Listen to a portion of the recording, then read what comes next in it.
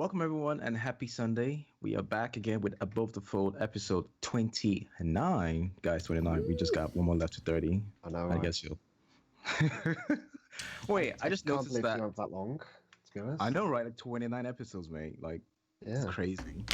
But yeah, here we are. Here we are, though. Welcome. We have a special guest, as you can see, his brilliant, beautiful face with his N7 hoodie looking all so slick. We have Maru joining us today. What up? What up? What up? What up? Hi. And as usual, we have usual suspects. We got Neon Demon, aka Scott. What up, my dude? Happy holidays. Yes, sir. And not last but not least, least but not last, there we go. Adam, aka Nuns and Moses. Hello. Thanks for that weird intro. Like, least. Leave me alone, okay? Leave me alone. I think somebody skipped his nap. I actually had a power nap, a 10-minute nap, so I feel pretty good. But yes, we have a very interesting episode today. We've been talking about a lot of Marvel and Star Wars interesting updates, a lot of interesting things with that, and then some things with Twitch. Also, obviously, we have our fireside chat with our special guest, Baru. So, just quickly before I actually go into that chat, we actually reached 100 followers as of yesterday, wasn't it? Yeah, as of yesterday, during we the reached Let's Play, the Let's Play. Thank you very much, everybody. Holy shit. Thank you very much. Did not realise we were going to go anywhere near there. But yeah. Thank you. I mean, just to expand on that, we pretty much started this just for an excuse to talk about video games. Yeah, here we are. Mm-hmm. I mean, 29 episodes. True. Like, well, more than that. We've had a few. We've had the Let's Plays. We've had the Watch Parties. So yeah, thank you so much, everyone. Exactly. It's been crazy. It's been crazy, but it's been fun. Right. Let us get into it. Maru, my dude, what is up? How you feeling? Are you nervous? Aye. Not nervous. Yeah. I think you're cutting up a little bit. Hang on. Aye. There we go. Okay.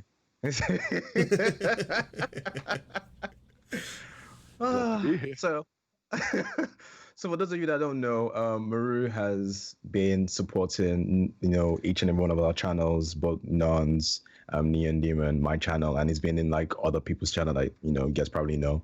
I don't know a channel that he hasn't been in and supported. Everybody knows. He's everywhere. Yeah, he's get around a bit, don't you, mate? Right. So we thought that. Yeah. Let's not start with that.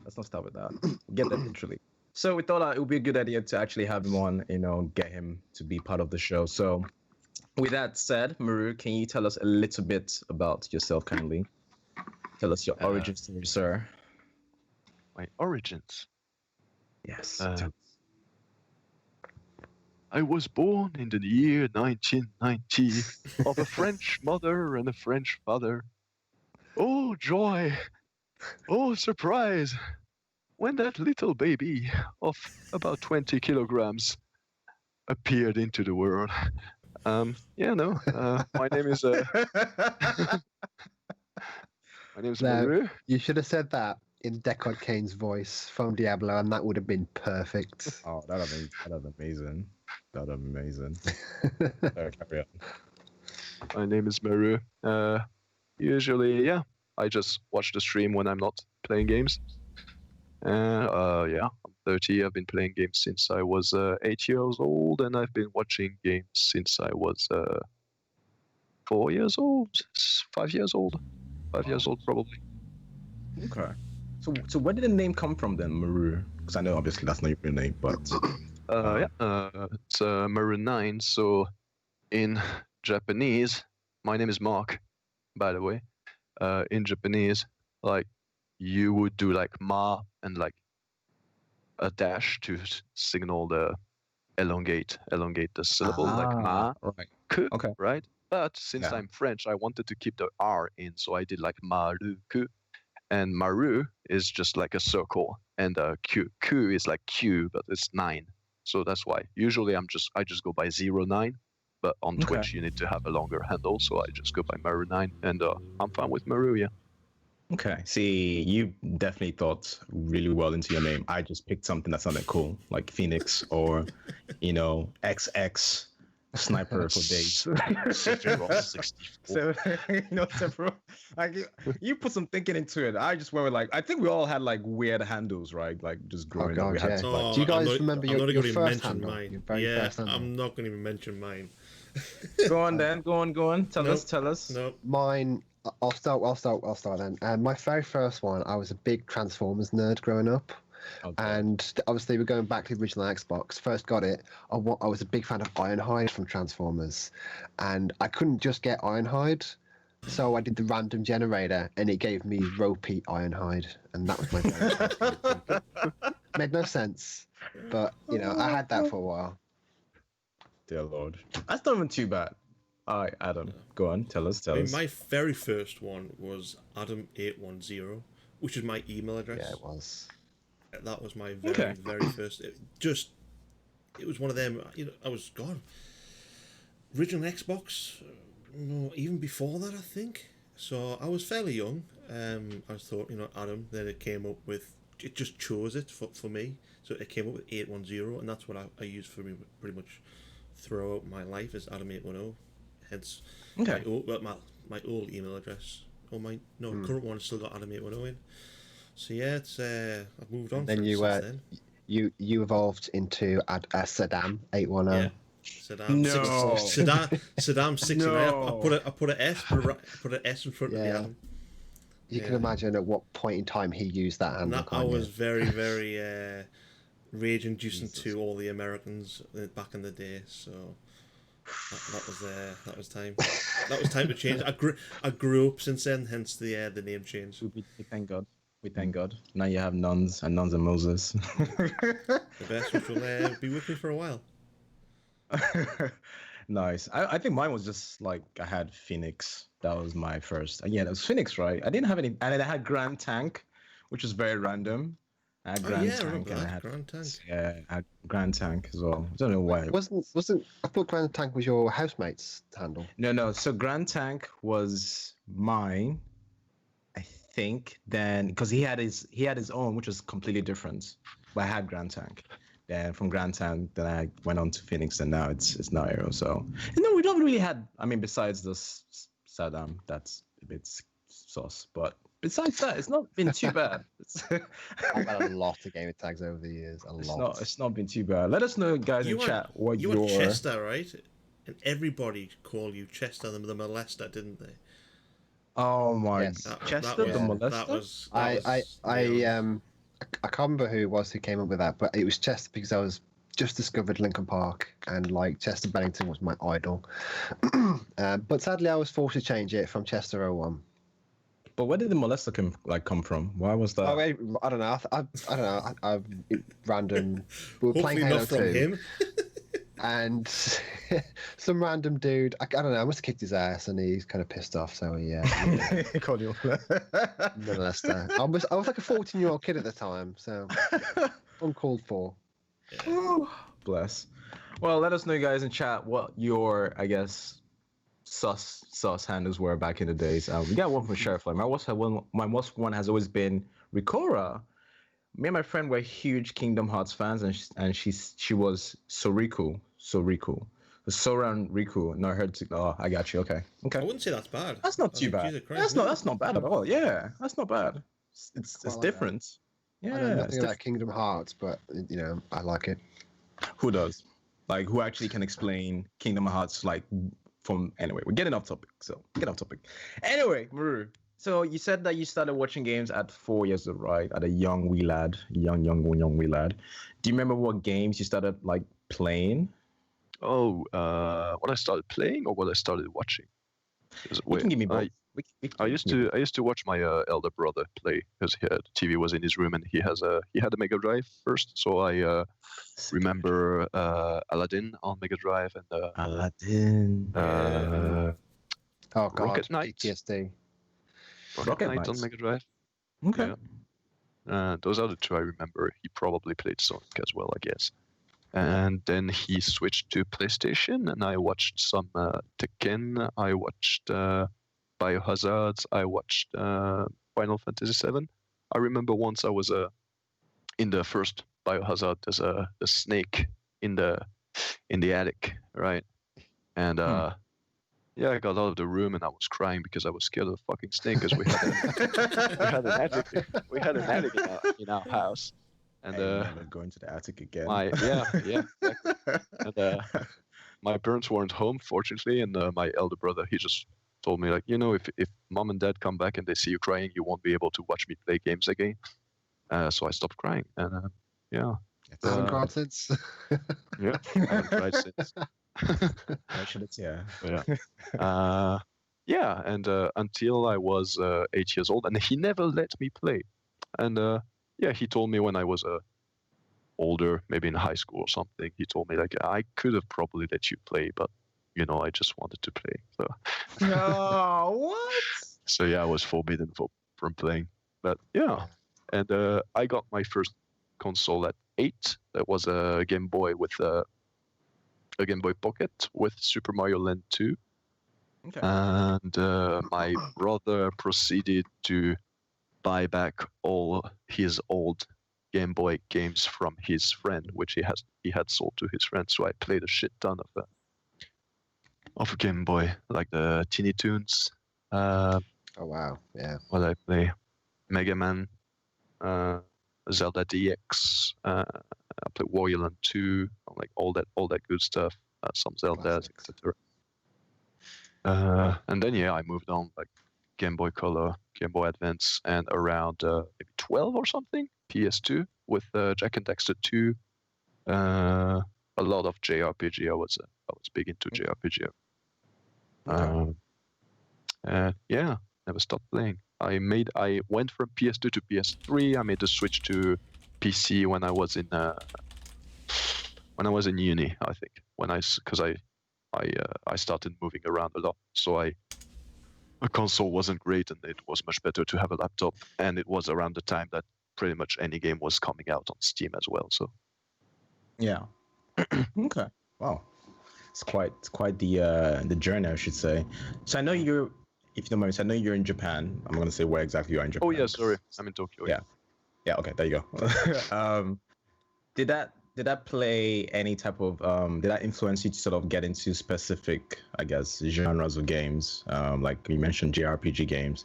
Living in Tokyo, did that have an influence in sort of the games that you sort of picked up on? I don't think so. I think it's the opposite.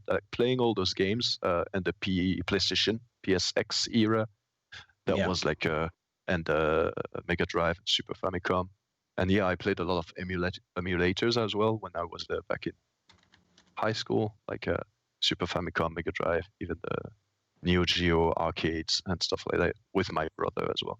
I think, and I was into manga, I was into anime. I think I went to Japan because I was into all of that good stuff. And I was like, like, these people make some fun stuff. I want to check out their country. So I went to Japan, hoping to find like some geek friends. And here I am. And when I talked to when I mentioned like the manga titles or like video game titles to my Japanese friends, they're like, oh, I don't know that. Like, okay. Well, that's the thing. Like, yeah, I know Xbox, PlayStation, or I guess Xbox. Most of the Western titles are not really as big over in Japan. Like you mentioned, some of the titles that you mentioned up, where it's like in the UK or in EU or in US, it's major games. So did you ever like feel like you missed out on like some of the hype, given that you are in Japan, you are in Tokyo? Do you feel like you ever missed on some of the hype of like those big Western games or not? Well, Grandpa Arrow, there's this thing called the internet. I hate Maru. I hate him so much, and I love him at the same time. Such a dick. No, I didn't miss on him. Oh, by the way, for the Japan influencing me to try other games, I think when I came here, I tried some dating sims, the Japanese ones. There was what was that? Dating sims. On DS, there was New Love Plus Plus, which was I don't know if you know that. Like you got 3 girls, and you organize your schedule around them and just like have conversation. It's like a visual novel / dating kind of thing. And which was really fun is like when you finish the story, she's kind of in your console, so you can open up and like have some kind of easy conversation with it. And you can even if you tell her like that you want to kill yourself, she'll give you the suicide hotline number, which was pretty fun. And okay. and Okay, on pretty fun. no, like that was interesting. Like I was on the internet, I was like, oh really? And I tried. She was like, oh, you're gonna be okay, Maru-chan. Here's the Really? number. Wow. That's amazing. And I tried on PS Vita another one called Photokano, which is a photography girlfriend, Photokanojo, which was a lot more itchy, like a lot more sexy. Yeah, okay. Because you could like move the PS Vita around and take pictures of like suggestive pictures. Because like with the gyroscope, like you can take underskirt and stuff like that. That was great. What? That was the best game ever. Until my girlfriend at the time found out about it, and she was a little bit jealous. So yeah. I wonder why. You can't compete, man. You can't compete with waifus. Yeah. Oh my lord. So I guess just sort of pivoting back. What is it about gaming that sort of keeps you locked in it? Because I know you've had quite the experience and you're still playing. Like, what is it about gaming? We ask this question to everybody that comes on. So, curious to know about your answer. I think I enjoy the fact that you can be interested in it and you can succeed relatively quickly, compared to in life when you try to do something and it's going to take a long time before you get anywhere. But when you play video games, it's going to take me like a week or something like that, and you get that satisfaction from it. So that's why I guess that's why I like games that are either a little bit challenging or either that have a little bit of depth and that you need to try and understand what's going on. Even though I do like chill games once in a while, but yeah.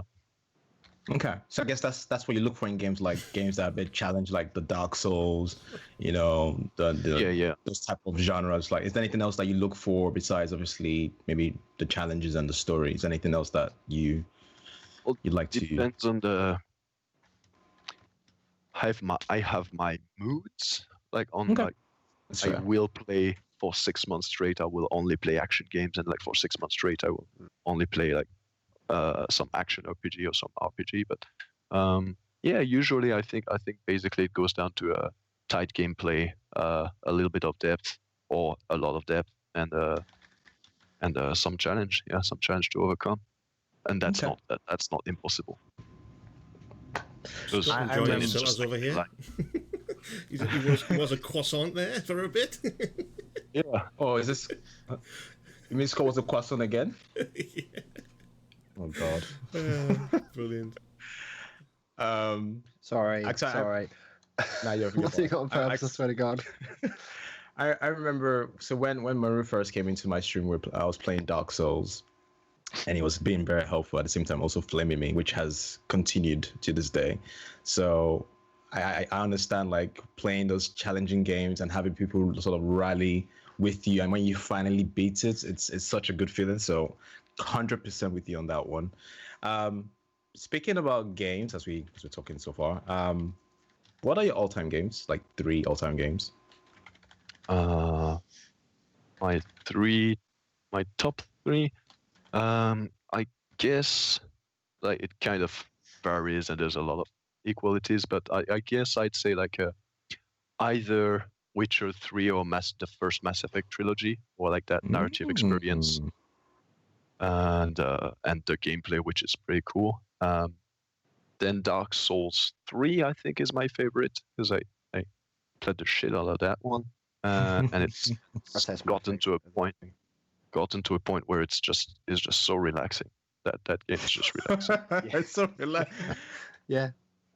And that's how I feel about Overwatch as well. Same thing. People sound crazy, but that's exactly how I feel about Overwatch. You go into that zone, right? And it's just like, like nothing matters around you. You're just like, I need through it. I need 2 more points of strength. Oh yeah, let's do this. You know, just get your clear objectives, your work carried out for you. It's great. And then I think I'd say the Metal Gear Solid series. I think 3 would be my favorite because it's the first one in terms of the chronology. So it's easier to get into the story, and it's you understand what the fuck is going on in the third one at least. Was that the one where you had to fight? I'm trying to think. Is that Twin? No, that's not Twins. Is that Snake Eater? Snake Eater, yeah. Snake Eater. Okay, yeah. And it has the best Snake Girl in all of those. I don't remember. I don't remember. Eva is so hot, and you could watch all the cutscenes because you unlock the cutscene library, and you could go into the cutscene library and watch all the cutscenes where Eva pops out, and if you press R2, you can go into Snake's view, and you can just make Snake look at her décolleté or her butt, and it will unlock a special cutscene which has like this weird pink lightning, and that just is a compilation of all her appearances in the game. And as a horny high schooler, that was a fantastic game. Oh my god. Okay, I'm never gonna see MGS the same way ever again. I think in every MGS you have some kind of there's always some kind of like sexy thing you can unlock. Sure. Yeah. I didn't even know about that actually. Last one for sure. The photo shoot in MGS4 was great too. Wait, you can photo shoot? If you beat the bosses, because like those are lady bosses, if you beat them with the non-lethal way, they wake up again, and you have a camera in the game, and they just take sexy poses for you. Yeah. It's all coming screaming back to me, as you say. I didn't even know that was a thing. I didn't. The sexy scene in MGS5 was surprisingly little. We know what our next Let's Play is, don't we? Pretty much. So last question: if you had 24 hours to spend with any fictional character, who would it be? Yeah, I thought about this one, and I don't really know. I thought, like, you know what? Maybe Big Boss, like Snake. He would be a fun guy to have a drink with.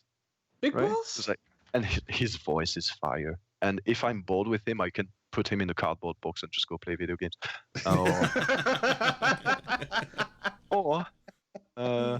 Or maybe Son Goku's wife around the Cell arc in Dragon Ball Z, because she's hot.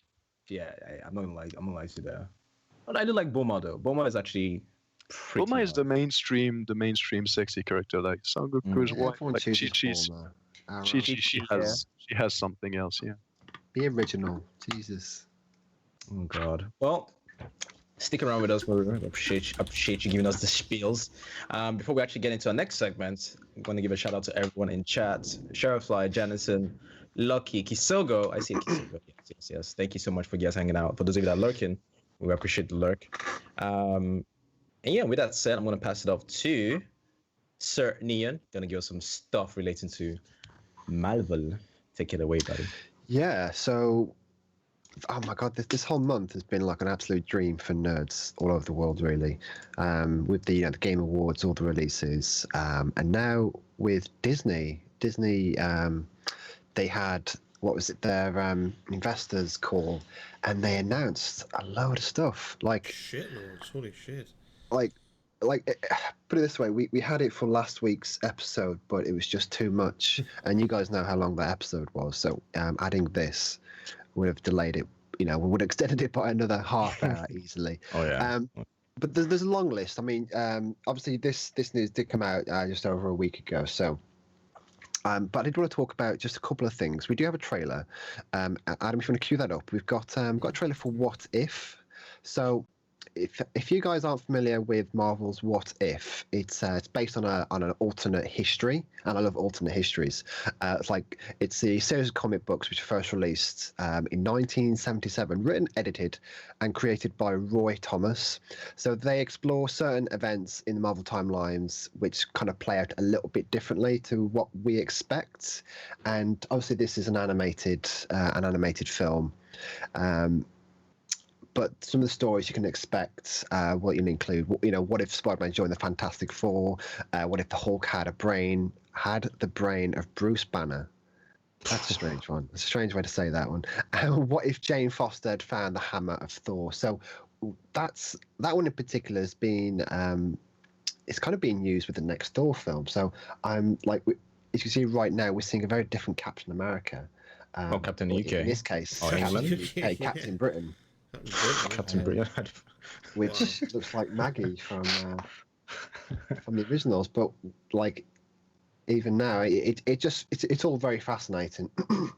I like different takes on existing properties. Like I'm currently reading a book called United States of Japan, and it's obviously what if they won, and it's I find that kind of stuff very fascinating, and the art style alone is absolutely stunning. So obviously this caught my eye, but that wasn't the only thing that was announced. There was so much more. We got a trailer for Loki. We got trailers for I think we've already seen Black Widow. We definitely saw Falcon and the Winter Soldier. That was a zombie Captain America there. That was dope. WandaVision, which we've seen a little bit about already. I'll be honest, I'm not 100% sure what's going on with WandaVision, and that's on purpose because I want to go into that blind. But I am looking forward to that. I could tell you a little bit about it if you're interested. Yeah, go for it, man. Go for it.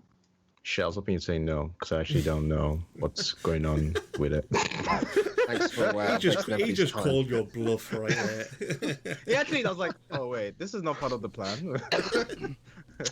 Wow. Oh, Lord. WandaVision. Well, Sheriff, I'm looking forward to it at least. The What If actually looks very interesting. But you mentioned if Hulk had the brain of Bruce Banner. We did see that though in what you call it? In the last film, yeah. Yeah, because he refused to. He's like, no mask. When I go to ask, he was like, no mask. I'm never fighting that dude again. So we did see a little bit of that, didn't we? So I'm kind of curious to see how that's going to be like played out. Yeah, I mean, like I mentioned that these What If series were released back in 1977. That's a long time ago. So a lot of people who are making films now are probably aware. I mean, they are aware of all these old storylines which are being almost remixed into what we're seeing at the moment with the current Avengers, the Endgame, even the what was the Captain America. What was it called? Cold War? Not Cold War. That's Call of Duty. Civil War. Civil War. Thank you. That's the one. One of the wars, and even that was based on a much bigger comic, but they remix it and they do such a grand job. I mean, Marvel have done a fantastic job. Everything that they've touched is almost turned to gold. I mean, we're not going to talk about Sony's Marvel because that's a different beast altogether. We all saw that Fantastic Four reboot. That was atrocious. But I mean, that's not it. We do have a lot of other films coming. We've been aware of the Eternals for a while, which I don't ever claim to be the biggest Marvel fan. I'm aware of Eternals. I don't really know much about it. But the one thing I am quite familiar with is Spider-Man. So we've got they did share some news regarding Spider-Man 3. So this is Tom Holland's Spider-Man 3, the second Spider-Man to get to number 3. So first was the Tobey Maguire franchise, but the Amazing Spider-Man with Andrew Garfield only made it to film number 2. Yeah. So, but he'll be he's returning for Spider-Man 3. They're expected to get that out into cinemas, if there's still cinemas, December next year and 17th. So I mean, wow. We're in a COVID era, so take these dates with a pinch of salt. But what's interesting about this film is that they're bringing back everyone from the franchise's history. Really? Like, there's been reports of bringing back. Well, they've confirmed bringing back Andrew Garfield, Amazing Spider-Man, Kirsten Dunst, who played MJ in the Tobey Maguire franchise, and Alfred Molina. Now, this guy is everywhere. He played Doc Ock in Spider-Man 2, which was one of the best Spider-Man films, if you ask me. And there is talk of bringing in Tobey Maguire, but that is pending Sony and Marvel playing nice. And we've all seen what happened when they try to play nice. Sometimes it works, sometimes it doesn't. But all this was reported by the Collider. But yeah, I mean, they've also stated that Benedict Cumberbatch is reprising his role as Doctor Strange. That's an interesting take, which kind of makes sense how everyone is returning at once, because obviously all those dimensions and stuff that he has access to. At least it wasn't me who just picked that up. Cumberbatch. I didn't want to say anything. I thought I heard something. But when Sheriff said it in chat, I was like, yeah, I thought it wasn't just me. I was like, just let me have it. Just let me have it. I was really trying not to say anything. Like, let him have it. Just let him have it. I've heard that name in so many different variations that I don't know which is real anymore. I don't blame you, man. Dude, I don't even blame you, to be honest. It's such a difficult name. Yeah, but you knew exactly what I was on about, so that's yeah. Part of the song. Oh, everyone knows me. Great. Right. All right then. Well, thanks for that. Moving on. That was Sheriff Fly. Sheriff Fly. Oh my god, we've not even made it halfway through this list, so I will try to get through as quickly as possible. We've obviously got Miss Marvel, late 2021, Hawkeye, and is that a Hawkeye film or TV show? That's Disney Plus, so I'm going to assume that's a TV. These are TV shows, I believe. Be, yeah. It's a shame Hawkeye doesn't really get his own film. That is a bit of a shame, but I'm expecting. Yeah, I mean, I'm looking at the ones at Disney Plus. I think they'll do better as a series though with Hawkeye, because they can get start something like Arrow, that sort of thing. Is it Arrow? It's right. It's Arrow, yeah. Arrow. Yeah. Getting something like that. I think it'll be something like that in the Marvel universe. I think you'll do better with the series. We know that works. Yeah. That's pretty much the same thing, aren't they? Yeah. I mean, in terms of like that big season. With some of the big success stories, almost we got The Mandalorian, which is phenomenal. We had Game of Thrones, which was a success for a while until that ended. And Star Trek and all these big TV shows. So yeah, I mean, I am looking forward to. I will be watching all of these. I mean, I'm a bit of a Marvel fanboy. Captain Marvel 2, that will be November 11th, 2022. Looking forward to that. Yes. Doctor Strange in the multiverse of madness, which I kind of thought would be before the Spider-Man film, but looking forward to that regardless. I'm a big fan of Cumberbatch. Excuse me. Sorry. What did Cumberbatch? Cumberbatch? I thought you were joking around. There was that something. Was that another one? I think I might have just merged the two together. We're going to call him Benedict from here on out. Benedict. Yeah. Oh my god. There's so many different variations, man. Give me a break. I thought you were playing on the back of what we said. I thought you were making something else just to throw something else in there. But then I realised you were actually serious. I try not to. You know what? Let's move on. I don't even know. Cucumber butt.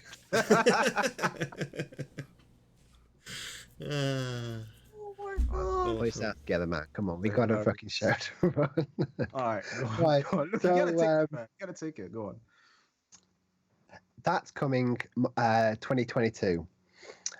Thor, Love and Thunder, another film.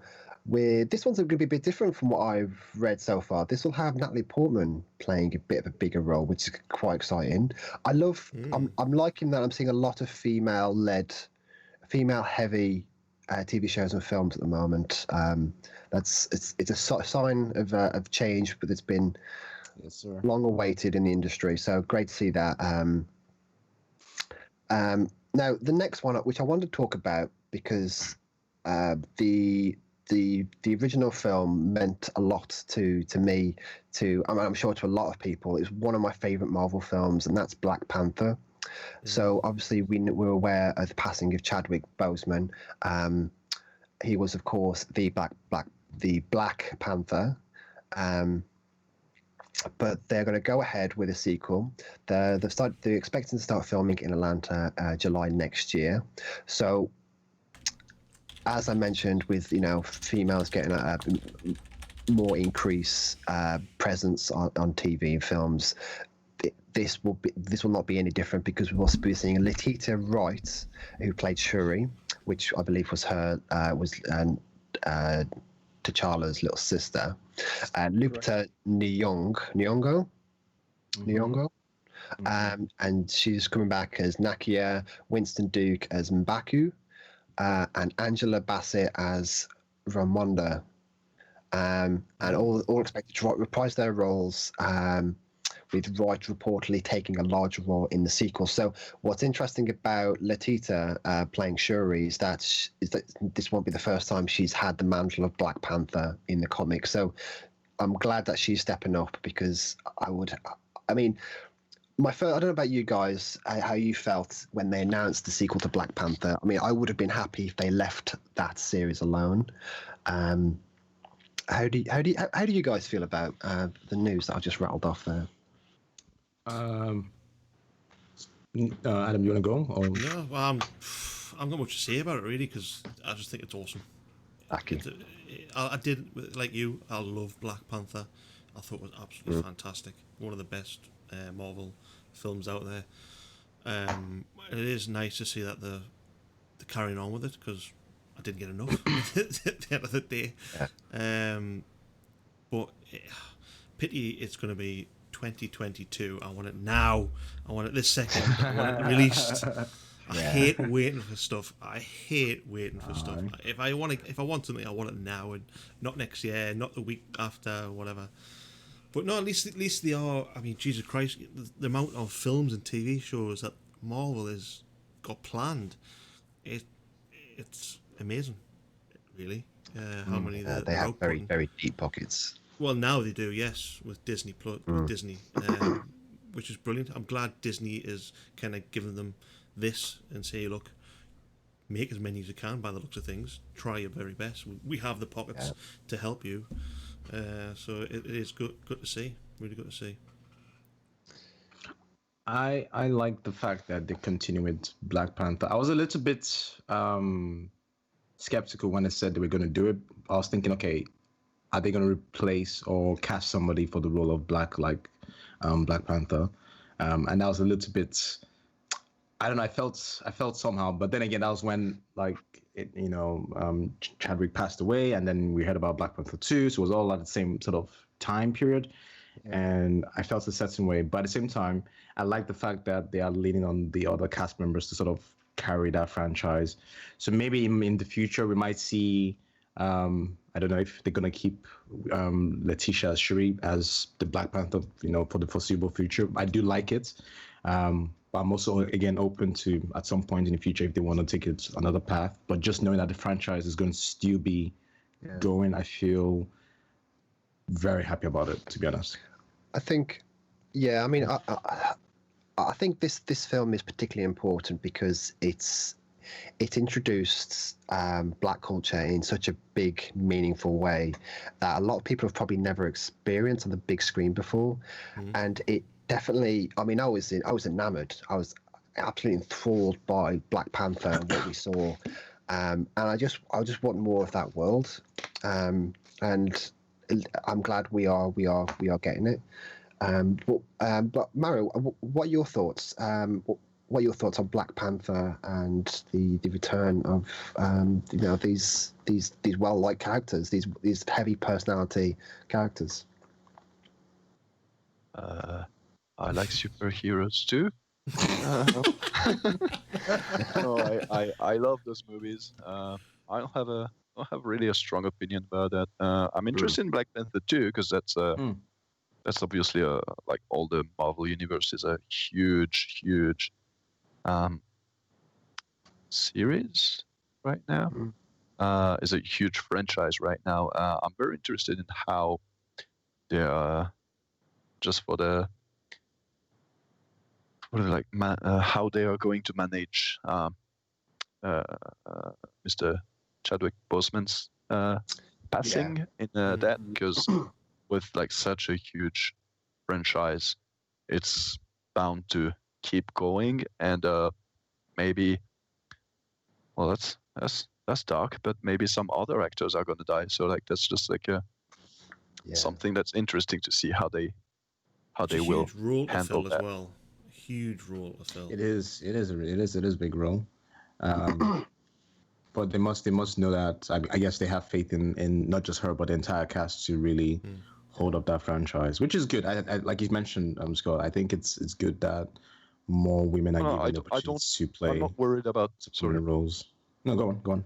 Not worried about her as an actress, but just like how they're going to like fold the story around and make it all come back together. It's something that I'm really interested in seeing.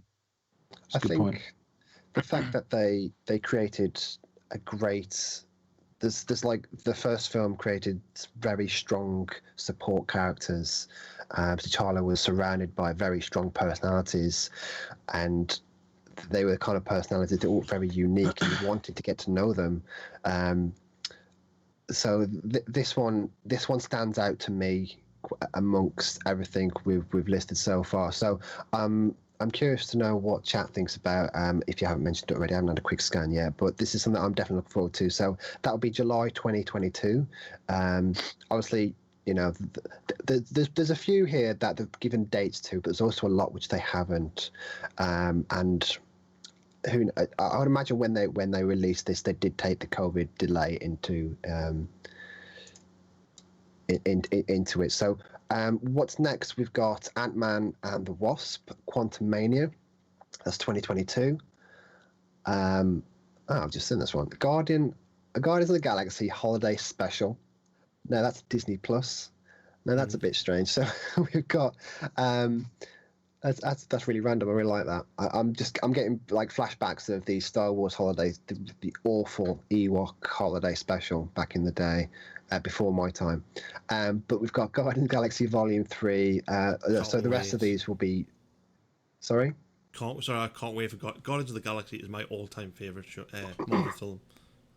All-time favorite. That's like top they are list good. Everything. Yeah. I'll 1 and 2. Yeah. 1 and 2 is my favorite. I know people out there are saying like, I know Sherfly's favorite is the Winter Soldier. I think it is. The second one, Captain America. Yeah. Captain America. Yeah. But that's a good one. For me, I mean, Black Panther is very high. I think Black Panther's probably close second for me. You've got Guardians of the Galaxy, then Black Panther is a close second.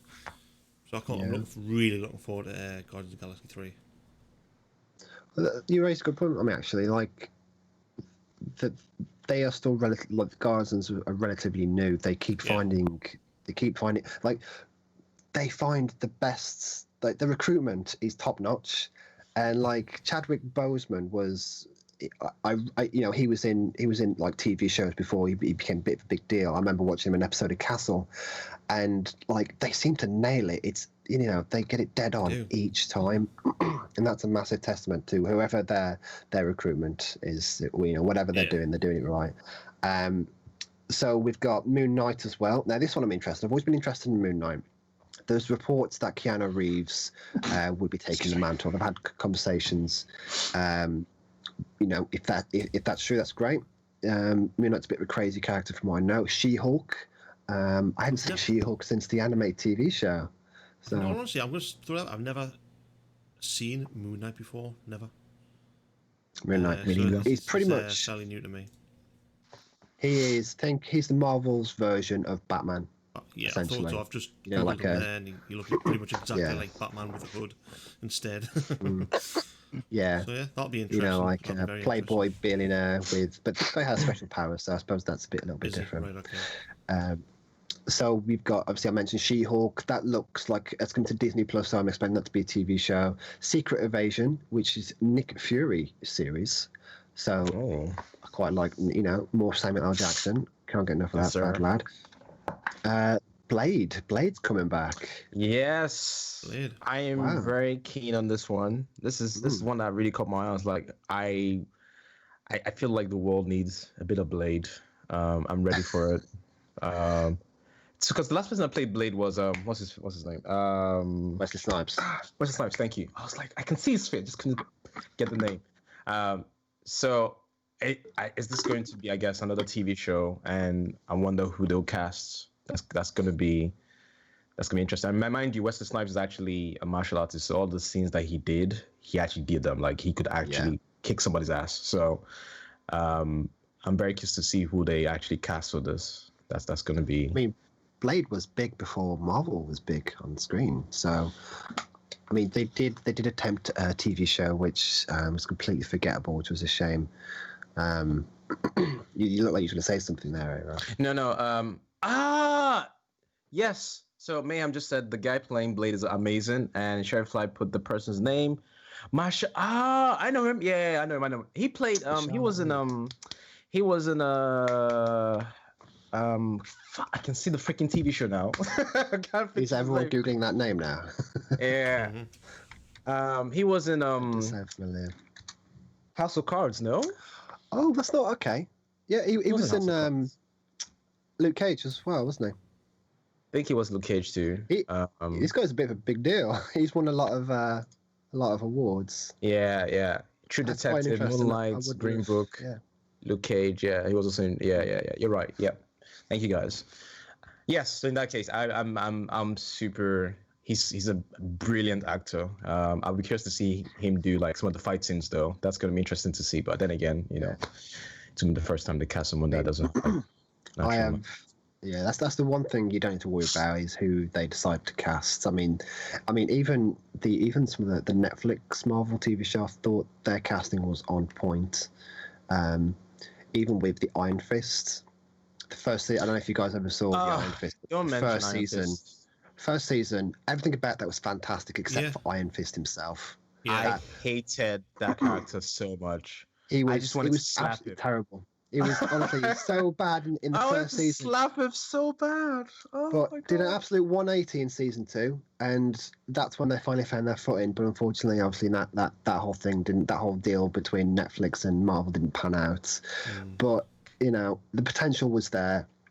But it just goes to show it's more than just casting, isn't it? It's writing as well. And of course, we've got another Deadpool. Unfortunately, there's no date for this one, so we'll probably be waiting a few years before we get a Deadpool 3. Deadpool's one of my favourites, definitely one of my favourite characters. Fantastic Four. No, this one's interesting. They just won't give up on Fantastic Four, will they? They've got to. I mean, there is people out there that like it, so they've got to try their best. I haven't been a big fan of the Fantastic Four. I can't remember the last film I watched of them. God, every time I see it, I'm like, skip through it. I'm not bad. I got to a point when I prided myself on watching all the Marvel films, but I couldn't watch Silver Surfer. I couldn't get through that. I gave up on that. And when they remade it, it was the biggest pile of crap I've ever seen on screen. I mean, I was like, I wanted to walk out and ask my money back. It was that bad. But I mean, these are Sony Marvel films, and they do have a history of being quite vanilla. So if Marvel's heavily involved, I've got more faith in it. I've got more faith in Marvel than I do Sony's vision of it. So we'll see what happens there. So we're also getting I Am Groot TV show, which I find quite interesting. It's gonna be cute. Again, it's going to be. I wonder what the script's going to be like for that. The script for it's just going to be non-existent. Really interested in the dialogue, Yeah. Just I Am Groot. You'll see it just translates in some captions underneath. Yeah. It's gonna be great. So Chris saw that. We've got Armor Wars, another Disney Plus, Ironheart, which is another Disney Plus, and these are TBD. Know very little about those, and I don't know that much about Marvel to know the references to Ironheart or Armor Wars, unfortunately. But that is all the Marvel stuff. I mean, that whole day was more than just Star Wars and Marvel. It was everything else in between. You got your Pixar and everything else. But let's talk Star Wars. Star Wars, they're riding a massive high right now. They've just finished the last. They've just concluded season 2 of The Mandalorian, which if you haven't watched it, please do. Get it watched. Absolutely. Whoever hasn't needs shot. Maru, I think you've been targeted. And you. And you. And you've not watched it either. Yeah. I have been watching it. I was merely aiming that at you, Arrow. Maru is he is not involved. I love Maru that much, you know. He's not in this picture. Just you, Arrow. I have my my target on you. I will watch it. Don't worry. I promise you. Just final season. I have it planned. Yes, Karen. Sorry. All right, Mayhem. It's been a pleasure, dude. Thanks for stopping by. Do appreciate you. So just been raided by Miss Missouri by the looks of things. Oh, my goodness. Miss Missouri, thank you very much for the raid. So what a much. shit. Really appreciate you. You've just came to the best part of the show. We're talking about Star Wars here. So welcome everybody. That's welcome right. Raiders. Thank you very much for joining us. Yeah, sorry. Go ahead, Scott. Talking about Star Wars. Yeah, we're talking Star Wars. I mean, if you guys don't know who we are ATF. We are Above the Fold. We consist of None of the Moses. I'm Neon Demon. We got Aero. We, of course, have special guests, Maru9. And we like to talk video games and anything within that whole nerd culture. So stick around. I've got some stuff to talk about. So yeah, let's carry on. So we've just concluded the Marvel side. I'll ramble on with the announced Star Wars series coming to Disney Plus, then the movies, and it looks like it's been me for another segment. I'm going to pass it back to Arrow. So, Rangers of the New Republic and Ashoka, both spin-offs of The Mandalorian. The 3 shows were planned to feature crossovers in the future. That was announced. That's great. We love The Mandalorian and definitely like Ashoka.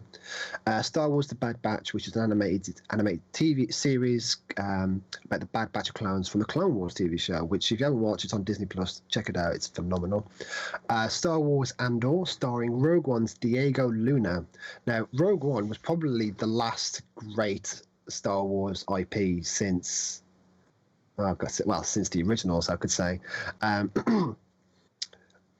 So I'm glad to be seeing more Rogue One, and that's coming to Disney Plus in 2022. The Acolyte, which is a new Star Wars series helmed by the Russian doll creator Leslie Headland, set in High Republic era. So they announced this High Republic era might have been early this year. So it's just broadening their horizon, moving on from the Skywalker, franchise almost, and that's coming to Disney Plus. Hayden Christensen is returning as Darth Vader in the Obi-Wan Kenobi TV show, which is going to be amazing. The Droid Story, a new project for Disney Plus, which will feature new heroes alongside R2-D2 and C-3PO.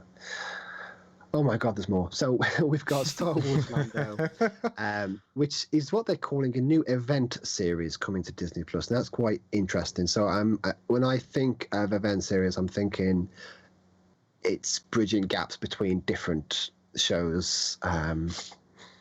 We've seen events. We've seen events with the Lucifer TV shows, bridging gaps between that property and Arrow and others in the DC universe. Star Wars Visions, which is an upcoming anime anthology series coming to Disney Plus. That's all we know about that. And finally, the movies. So we've got, stick your head in my bloody voice. So Rogue Squadron, which has been helmed by Wonder Woman 1984's Patty Jenkins. So the next Star Wars movie, Rogue Squadron, which will be due out in 2023. So I don't think we've had a full-on space film drama, so that's going to be interesting. Disney is also in discussions for a movie with Taika Waititi, for an untitled Star Wars movie.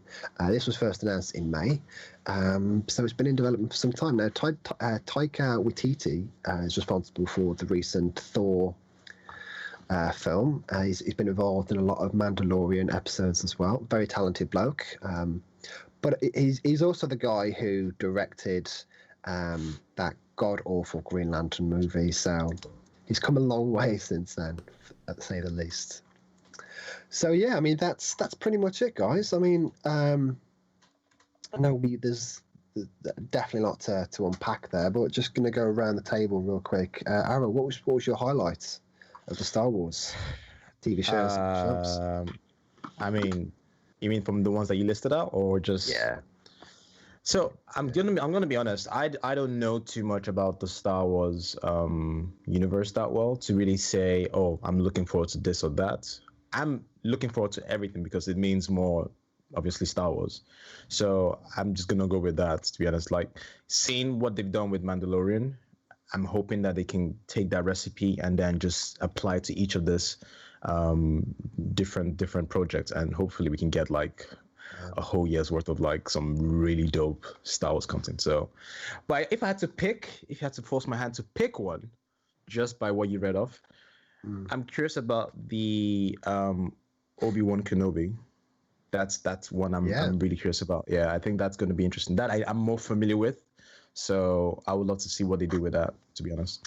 That's quite quite an interesting take, because that will be bridging the gap between the recent trilogy and the obviously in between the originals and the prequels. So it's all one big combination. So that one's quite interesting. But I like we said about Mandalorian, I think that one in particular that's the kind of show which I would recommend even non-fans of Star Wars universe to watch, because they do such a good job of character building, world building. It's really good. So yeah, I mean, same question to you, Maru. Any highlights, any films, TV shows that stand out to you at all? Same as Aru, I'm not too far into Star Wars that I can point out one in particular. Just the thing is that really looks like they're going to milk the shit out of that franchise, and I'll be. I mean, I understand the excitement, but there's also a slight worry on the side as well. That's fair. That's fair. I mean, any concern really? I mean, there's a lot of concern when Disney actually bought Star Wars that they will. I mean, especially with the recent trilogy. I mean, say what you want, that trilogy didn't do a lot for old school fans. I mean, for me personally, I think just going on a small tangent, the way they handled concluded Luke Skywalker's story kind of ruined that for me. But beyond that, the directing, the money was there clearly. So I mean, everything you see, everything we've read out, it just goes to show that Star Wars is a massive franchise worthy of so many different stories, and I'm excited for every single one of them. But Nuns, I mean, I'm probably the only big Star Wars fan here, but what are your thoughts? Are you interested in any of these? Because I know you're quite enjoying The Mandalorian at the moment. Does that sparked anything? I really want to see more. I mean, everybody wants to see more Darth Vader. So Darth Vader and in the Obi-Wan, that series, that's going to be something I'm looking forward to. And again, with a droid story, again, R2-D2, C-3PO, who doesn't love them? That is what I'll be looking forward to. But again, what Maru said, they're milking as much the Star Wars universe as they can, which is fantastic. Yes, they are. More the merrier. I mean, I like it how it's a universe that you can just expand on. It's so much to explore in that universe. It's amazing, and I'm glad they are bringing more and more to the table in regards to Star Wars. So, I mean, you know what? I'm looking forward to every single bit of that list that you've rattled off there, because it all looks fantastic. I mean, you can say they are milking it, but they've got they've got deep enough pockets to ensure that they hire the best of the best. And we've seen it. I wouldn't say it's not dead certain, because obviously a lot of people were disappointed with the last trilogy. Some people enjoyed it, some people didn't. But there's still plenty of life left in this franchise, if you ask me. Tons. So yeah, I mean that's quite a heavy segment. Unfortunately, you have to listen to my voice a little bit longer because we're going to talk a little bit about Xbox, PlayStation, and Nintendo.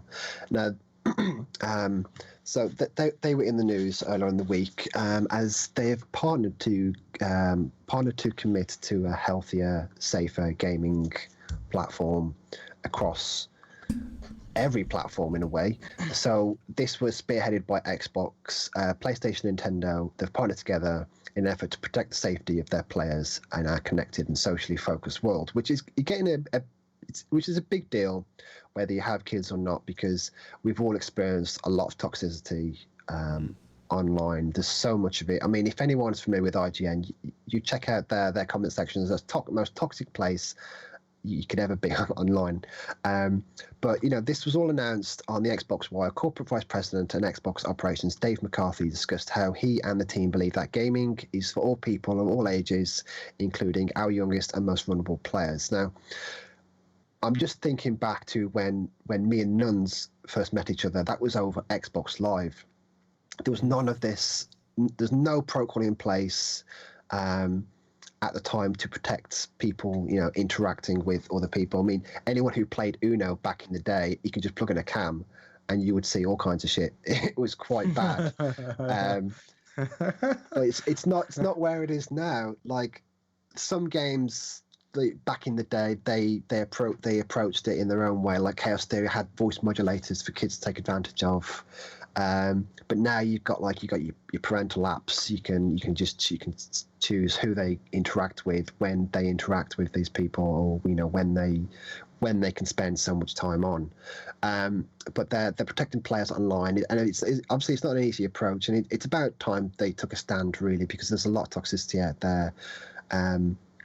And they've been quoted saying it requires a multidisciplinary approach, as this is only enhanced when working together. So, it's a big testament when Nintendo, PlayStation, and Xbox join forces for, the betterment of players, especially the younger versions. So they commit to partnering in the industry, regulators, law enforcement, and the communities to advance user safety. I mean, there is a lot here which I could spill out, but I don't really want to bore you guys, because what the biggest takeaway from this is that they're finally looking into online safety and commitment to gaming, because there's so much hate, so much hate on the internet right now, and they are taking steps to do something about it, which we've all come across keyboard warriors. We've all mostly streamers here, and we've all had people join our chats and say some send some slurs, and we've all definitely been we've all used the internet. We know what's going on, so it's nice to see that steps are being taken really. So yeah, I think it's good. I think it's good. Yeah, I think it's really good. I feel like maybe, I guess, more accountability has been shifted, or maybe they felt like, since people are on our platform, we should try and police this a little bit more than leaving it to, the parents or the, people's guardians and whatnot. Yeah. Because there's, I think it's more about both sides, your parents or guardians, as well as, the providers to try and help on their own side to create a safe environment for, people of all ages to play a game without having to feel harassed or take different types of abuse, whatever. So I think it's a good step. I like it. It's a good step.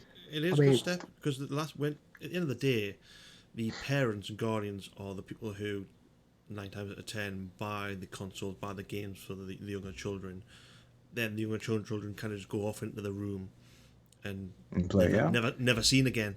And so they can't really. Sometimes it's quite hard for the parents to kind of filter out all this negativity and stuff that they're experiencing online. Where now this hopefully should make it easier, and they're starting to do something about it. Now then the parents, because some parents will say like, oh, I don't really want to get him this, or I don't really want to get him an Xbox online because there's all this that happens online I don't want him to see and kind of experience, which is fair enough.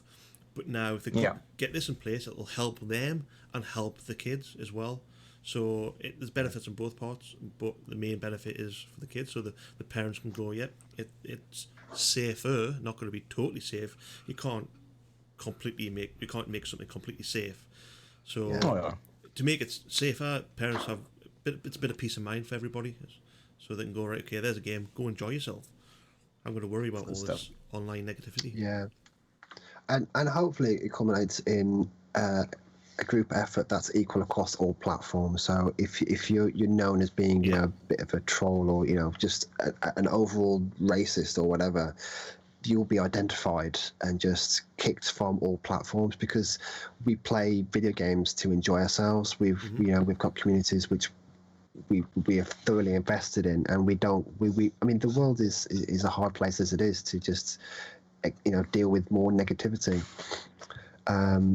So yeah, I mean, they're taking steps, and it's very important steps for the industry. So and I'll pass it over to you, Arrow. Yeah. Thank you for that. That was actually quite. I just realized how much you had to go through. I know. Poor lad. My problem is. Sorry, Maru, you want to say something? Yeah, about that Go for partnership and safety. Go for it. I think it's bullshit. Yeah. I think it's bullshit.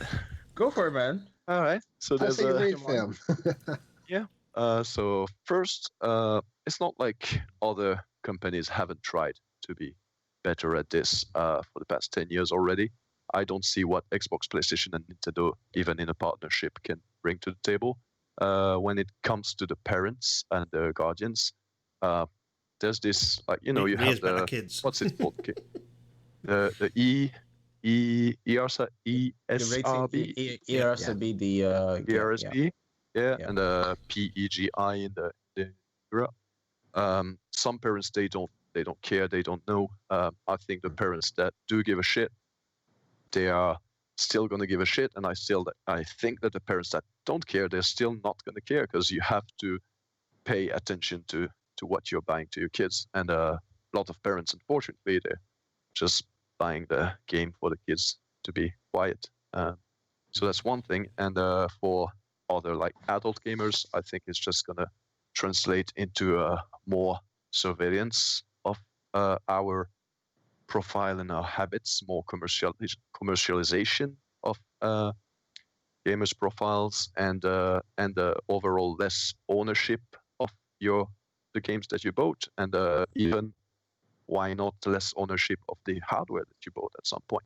Because if you start getting banned for everything, I don't know if they do community stuff and you get those fake reports, those they're reported for nothing, like you do in Overwatch, and it's just automatic, because you got that number of reports and you get banned, or all that kind of stuff. There's a lot that's going into play there. That's just to me, it just feels like Xbox, PlayStation, and Nintendo, that announcement. They're just talking pretty, but at the end of the day, it's it might not be as much of an advantage as we think. No, I mean, yeah, you are definitely being more realistic, but I think parents, they do need to,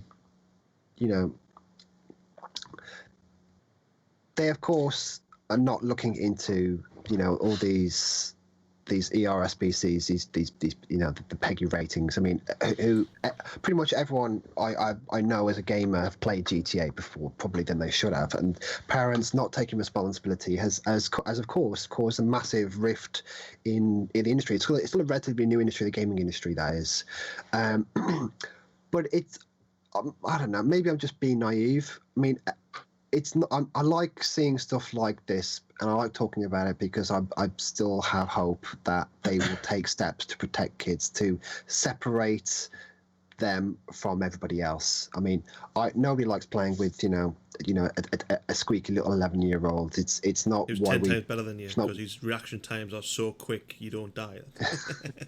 Yeah, I mean, we've all been there, and it's. I think if they moderate it, if it's a healthy moderation of all platforms, if they expand upon their tools, their existing tools that Microsoft has right now, not currently available on Nintendo or PlayStation, like the controls that parents have over their consoles. I mean, you basically just download an app. I mean, even if it just results in sharing information and technology, that's almost enough until parents start taking responsibility for what their children play. But you know what, it could be bullshit.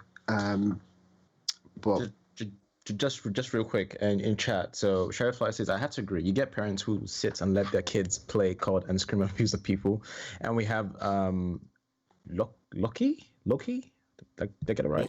I apologize for Lock the Knock. Yes, thank you. Apologies. I'm a little curious what the current demographic of consoles looks like. I suspect it is not preteen children as a large fraction of the user base. That's a good point. Treating them as for kids seems like it's missing a big part of the equation. I think that would be a very good, I guess, report to see what exactly is the split. Like, are we looking at more of preteens as the majority of the base, whether it's PlayStation or Xbox or combined or whatever? I think that would actually help them sort of tailor what type of initiatives they want to implement. Because if it's more about educating a base that is mostly preteens, then it's more about educating the guardians and the parents and put things out there that inform them. Because I'm on the same boat with Maru that it needs to be a shared responsibility. I feel like the parents needs to, like what Chef like, they need to know that, okay, if you're buying this game that is not of a certain age, you're buying it for this person, you're already putting them into that environment. That's already that's besides the point. But then again, at the same time, it's not only gaming platforms that are having this or starting to do this. We've seen YouTube, we've seen Facebook, we've seen Twitter trying to control, because again, it's how much can you control? How much responsibility do you put on the provider as opposed to maybe the user or the guardians of the user? So I feel like it needs to be a shared responsibility. I get where you're coming from. This might all just be like, yep, we're doing the corporate responsibility of the year. Tick that box, done. Awesome job, guys. It could be that, but I hope it's actually going to be more than just ticking the box. I hope that it's not just the case where Maru and Chef has pointed. Absolute great points, and I think you're both probably right. I mean, what I took from this is that I saw responsibilities being shifted from the games to the platform holders. I mean, it was always an in-game report system to report toxic people, unfriendly, unsavory people. Now that the platforms acknowledging this, working together, and hopefully make all platforms have one unified system instead of lots of different systems built into each game, is more beneficial, because you'll have a bigger idea of where the worst players are, and rather than separating them by video games. That makes sense. So you see. I mean, there was I don't know if you guys remember, in 360 was a reputation system which made no sense, but the toxic players had to be really, really toxic, and you would see that on their profile. So they were kind of going in that direction. Maybe we'll see something similar. I don't know, but it's definitely a thought-provoking topic. It's very interesting. But the show's getting on, and we do have a couple more segments to cover. So I'll pass it back to Aero. Gracias. So we know the latest game that came out, the one that was being hyped for 8 years and then 7 more months, Cyberpunk. So I think we all have our, I guess, feelings about the game for those of you that have played it. Just quickly, Maru, have you played Cyberpunk? Nope, not yet. Okay. But you know about all the stuff that's happening with cards? Okay, cool. Okay, so we're pretty much all on the same page. All right, cool.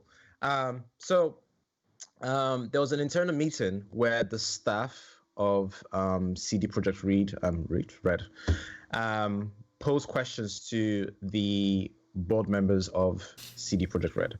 So during an internal meeting this week, CD Projekt Red developers posed blunt and pointed questions to the board of directors about the company's reputation, Cyberpunk 2077, unrealistic deadlines relating to that game, and the mandatory crunch and numerous delays before its release. I was thinking of it as like the usual internal meeting, like quarterly meetings, that type of scenario. So some staff asked why the board marketed the game as why they marketed the game as complete and playable earlier this year, when it was evident that it wasn't true. So this is already like, okay, hello. It's pretty much like they are just shouting out flares like, look, we knew this game was not where it should have been.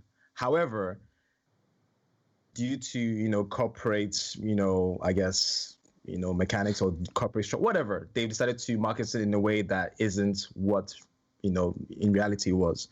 So other employees also thought it was ironic that the developer was making a game about corporate exploitation while imposing crunch periods.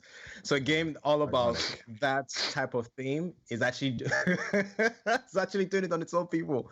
I would have loved to be in that meeting. I would love to be the HR person in that meeting, just to be sitting there. I would have loved to be in that meeting so bad.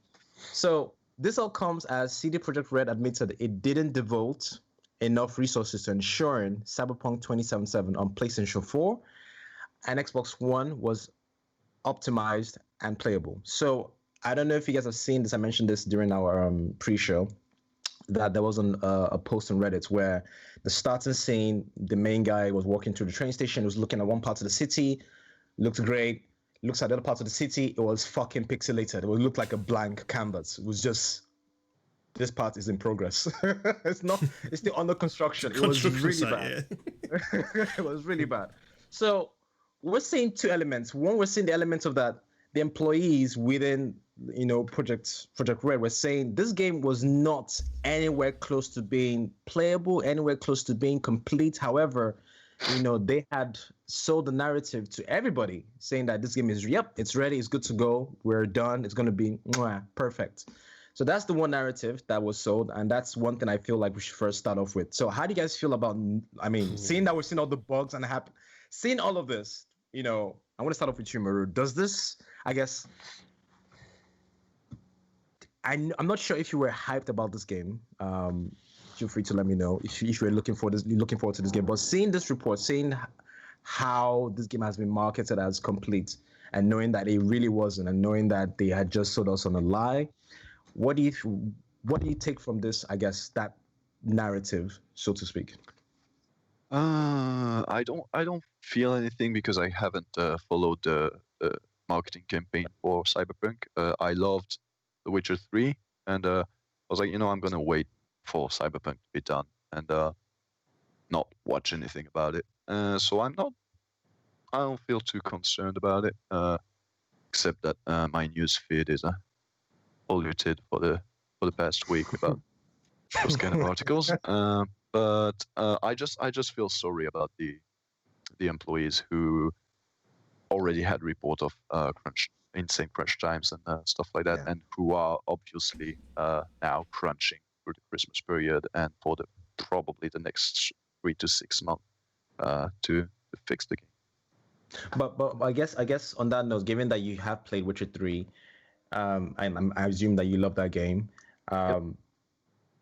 Does that make you feel a certain way about, just the reputation of, Project Red? Does that make you feel like this isn't the company that I thought it was, the company that put out this game? Does that make you see it in a different light, or does it just make you feel like, what, let's see what happens? No, I'm staying impartial. I just don't understand all the people like crying and whining and raging. I don't really understand that. So this company is gonna be a company. They're gonna put shit out, and they're gonna put great things out. I think that the main problem with Cyberpunk was that Witcher 3 was a really long seller, and most people got into Witcher 3 when everything was fixed, when it was perfect, when all the DLCs were there, and then CDPR was suddenly the company, and now they released the game where they already have that huge fan base, and I don't know if they weren't expecting that. I don't think they weren't expecting that, but just but they're gonna fix the game anyway. So I'm just gonna wait. So let me point this now to you, Scott. and let me just add this as well. So this entire debacle, like the whole situation, has resulted in about 1 billion in wealth loss for the studio, as I've reported as of Tuesday. 1 billion. That's a lot of money. Because you're thinking about refunds, you're thinking about, obviously, amending all the changes, cost, everything. It's going into that hole right there, as they should. And the shares, exactly. So it's huge. But seeing this whole report coming out about developers saying this about this game, how does it make you sort of, what was your initial, I guess, impression, or what did you take out from this, basically?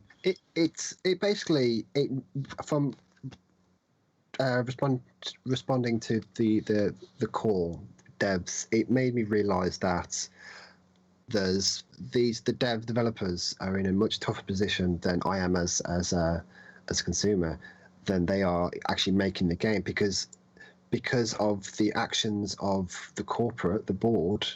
They had, like Mo said, they're forced to crunch, and we've spoken. We've been, all of us been very vocal against crunch, especially through the holiday, especially through COVID. It's a massive shame, and they knew what they're doing. They definitely knew what they were doing. They announced shortly after the announcement that the release of the game, that their bonuses will no longer be tied to review scores, which I've mentioned to you off screen, which I firmly believe that they continue to push the console version, the PC version first, without showing the consoles, because they wanted the high review scores for their bonuses. Now, that's kind of despicable. Because I jumped in. I've been a Witcher fan since Witcher 2. Like Witcher 3, when that first came out, that was a bit buggy. Nowhere near on the level that Cyberpunk 2077 is right now, and I don't know. My opinion of them has certainly changed over the past couple of weeks. I've not mentioned this yet on any of my social feeds, but the recent update for my Cyberpunk 2077, my save file basically corrupted and I lost about 14 and a half hours. Oof, bruh. So it deleted all my auto saves and it corrupted my manual save, and found out that's because I hoarded too much shit in my game save. So any save over 8 megabits, you might lose your save and it's unrecoverable. But I mean, it's going back to the original question. The devs, they're in the right. They are angry. They deserve to be angry because the board screwed up. They've got a marketing deal with Xbox. They can't distance themselves the way that Sony has. Sony's taking the game off the store. They're going to lose a hell of a lot of money. And we've seen that the shares for CD Projekt Red, they've dropped off a cliff. It's absolutely insane. So all of this is solely on the shoulders of the corporate, the board, not the developers. The developers have been working their asses off for 8 years, and they kind of don't deserve it, because there is a fantastic game in there. There really is. You just can't play it. You can't experience it if you've got a base Xbox One or PlayStation 4 right now. It's only something you can experience if you're on PC or Xbox Series X at the moment, unfortunately. But it's a big old shame, and a few conversations with some other friends of the show has made me realise that you stop pre-ordering shit, man. That's how we keep getting to this. And I guess I'm just gonna ask you right now, Adam. Given this whole story, and I know that you've played it as well, seeing that the developers are saying, "Look, guys, it's not us. We had obviously voiced our concerns about this game. Where was that?"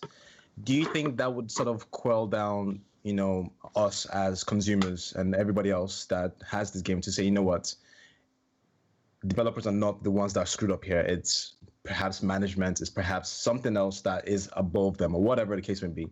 Do you feel like people will feel more, sentimental, or a bit more? They'll have a bit more empathy towards, I guess, not as pissed off given this report now, I should say. I say, I'm still pissed off. You're always going to be pissed off with a game like this. For me personally, I've said before, I haven't came up against any major bugs. Because I've only played like 4 or 5 hours. So I haven't played long into the game, and I'm glad. Once I played my kind of part on the Thursday. I was lucky enough to have a day off. I played a good few hours into the game, went off and did something else. Then the tweets and the news kind of poured out from everybody around the world experiencing the absolute shithole Cyberpunk was. And it is good that they've got, this is pretty much the minutes of the meeting. I'm glad it's been outed because I've never blamed the developers. Well, I've never blamed the developers, like the engineers, the artists, that sort of thing. I've never blamed them because it's a big company, and you know what it's like. You, especially whoever works in a company at the end of the day, knows how the higher ups work, and they just want to make. You'll get some. I'm not saying. Should I say it? You get some bosses that just want to make that bottom dollar. They're not bothered about what gets outputted. As long as they're making the money, they'll be able to see all this pre-orders. They're making so much money, and they just want it out there to make more money to kind of. And it's not right. It paints like the artists and the developers in a bad light because it's not fair. They did well. The game is there. It is a full game. It's just not working correctly, and they do need more time to. They should have delayed it till January, February, to kind of. And the bosses just wanted the game out there for Christmas. At the end of the day, that was it. They've outlaying all this money over the 8 years it's been in development, and they just want something back in return now. They're like, here, it's fair enough. It is hurting their pockets, but at the end of the day, it's a billion-dollar company now. Surely they can wait 2-3 months until it's fixed properly. So I'm glad this has come out because you're right. I'm glad the staff have sat down with the board of directors and went, hey, look, what the fuck? Why did this happen? You know, why is what we're going to do to fix it? Because it shouldn't have happened at the end of the day. It was, especially with one massive thing was the epilepsy warning that wasn't in there, and that's huge. That is something. I don't know how a game gets developed in the background, so I can't really say how the structure is. But surely there is some sort of quality department that experiences all these massive features in the game, like that's the brain dance part of the game, right? Where it's a load of flashing lights in your face. Surely somebody's sitting there going, it got this list of rules at the end of the day that a game kind of warnings and stuff for that the quality department should have, and going, hang on, fucking flashing lights here. Tick. We're going to do a warning of some sort. You know, it's the same with any quality department. You're looking for any laws that you're breaking, and that's surely a law, right? That's been broken. Yeah. But yeah, on this base topic is like what they've sat down with the board of directors and went, hey, look, what's happened? What we're going to do to fix this, and try and paint the developers and the artists and the engineers, all that sort of thing, in a better light, because they've had, I bet you the money, they've had the most kind of hate sent at them because it. Probably. I mean, imagine people like tweeting them at them, like, you know, because we've seen it before. Like, you know, a movie comes out and it's not what the fans expect, and they tweet something at the actor or actress or whoever and say, "Go kill yourself," like harassing people online. And I imagine some of those developers probably got harassed. So you've seen this. So seeing this probably, you know, puts them away from that type of negativity. But let me just quickly capture some few things in chat right now. So Locknock said, if they have released it on PC, wait, hang on. I don't disagree with the characterization as not complete. From my own experience, are people holding CD Projekt Red to an unrealistic standard here, though? By UB standards, Cyberpunk is still very complete. So I mean, it's not like you know, Fallout, where it was Fallout as well, was like literally broken. It's not like that. But I think my issue, and I said before, is that if you're going to delay a game several times. Now, we've seen this report. This report gives a bit more light. But without this report, just not having seen this, if you're going to delay a game several times, saying that the game is not where we feel it should be, you're pretty much telling people that, look, this game is not right. We need more time to get it, put it in the oven, let it bake a bit more, come out perfect cheesecake. You said it again. You said it again. You said it again. It comes out, and You're seeing left, right, center, all types of things. You're like, is this early access? Like, what is going on? So that is where I feel like the staff are saying that why did they market this game as playable, as complete, which is what they're pointing at. So if they just released it from the very get-go, like, look, this is what we have, we're going to be updating it, fixing it, fine. But the expectation had been building up for such a long time that we're expecting at least a minimum, a playable game that has maybe 1 or 2 bugs, not the cars are going through or somebody's flipping the car, like it's crazy, or you're losing your pants, like what is happening, So it's definitely more than just bugs with the game. Like the console versions, they're just broken. I mean, bugs people can handle. There you go. It's the fact that you can walk out of your apartment and everybody's floating in the air. You summon your car, you open a door, and all of a sudden you're falling through the map, or your car's going the opposite way. Stuff like that. I mean, I understand there's a lot of pressure right now regarding delays, but at the same time, this was a COVID year. They should have delayed it, and we would have had to suck it up. I think that's what they should have done. PC version right now, I mean, on Metacritic it's what, like an 87. PC version is the best place to play that game right now. They should have delayed the consoles. Yeah. And it's not very often you see stuff like that. It's usually the other way around, because PC gets that little bit extra TLC. I mean, that's exactly what happened with Arkham Knight. That PC version was done by a different studio. Warner Bros. Had to take hold of that because they handled the port so poorly. Like, you're getting, I mean, I kind of feel sorry for them in a way, in the respect that they're getting shit from all angles, from obviously the board members who want their money back, the investors. You got a camp of people who were like, I want this game now. You've got a camp of people who were very understanding, people who I find are mostly hardcore gamers. They understand crunch is a bad thing. The people who understand delay is a good thing. Is usually always a good thing. What happened here is the investors, they wanted their money. Mm-hmm. The management, they put out a dodgy version of their game onto a platform that just wasn't ready there yet. But they got their money, and I think their reputation will be damaged in the meantime. But gamers are very fickle. They'll forget about this in about a year or so, when the game is top notch, bug free. Yeah. They'll. We see it time and time again. I mean, look at Fallout New Vegas. That was a boggy fucking mess when that came out, and it's often heralded as people's favorite Fallout game. So it sucks right now. It really does. And just to capture, no, go on, Maru. So 3 things actually. So first, you said. Arrow, you say like people are looking at that. It's like they're going, "Is this early access?" Right? I think that's actually something they could have done. It's like, well, that's what we have in chat as well. There were better ways to release the game. They could have just like apologized up front and say like, "We are still not ready, but we don't want to delay anymore because you guys are all excited, so we're gonna release it."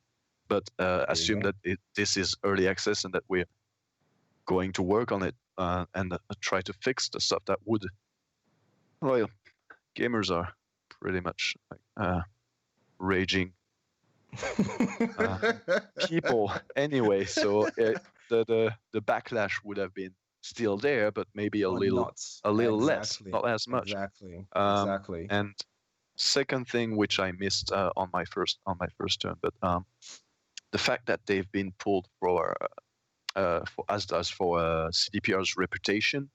What I'm worried about is that they've been pulled from the PS Store, and I think it affected their reputation with Sony and with Microsoft especially, because when you're tight with the constructors, you get so much facilitation to putting your games out, and now they're going to have a hard time the next game they're going to develop. And finally, what Neon said, in that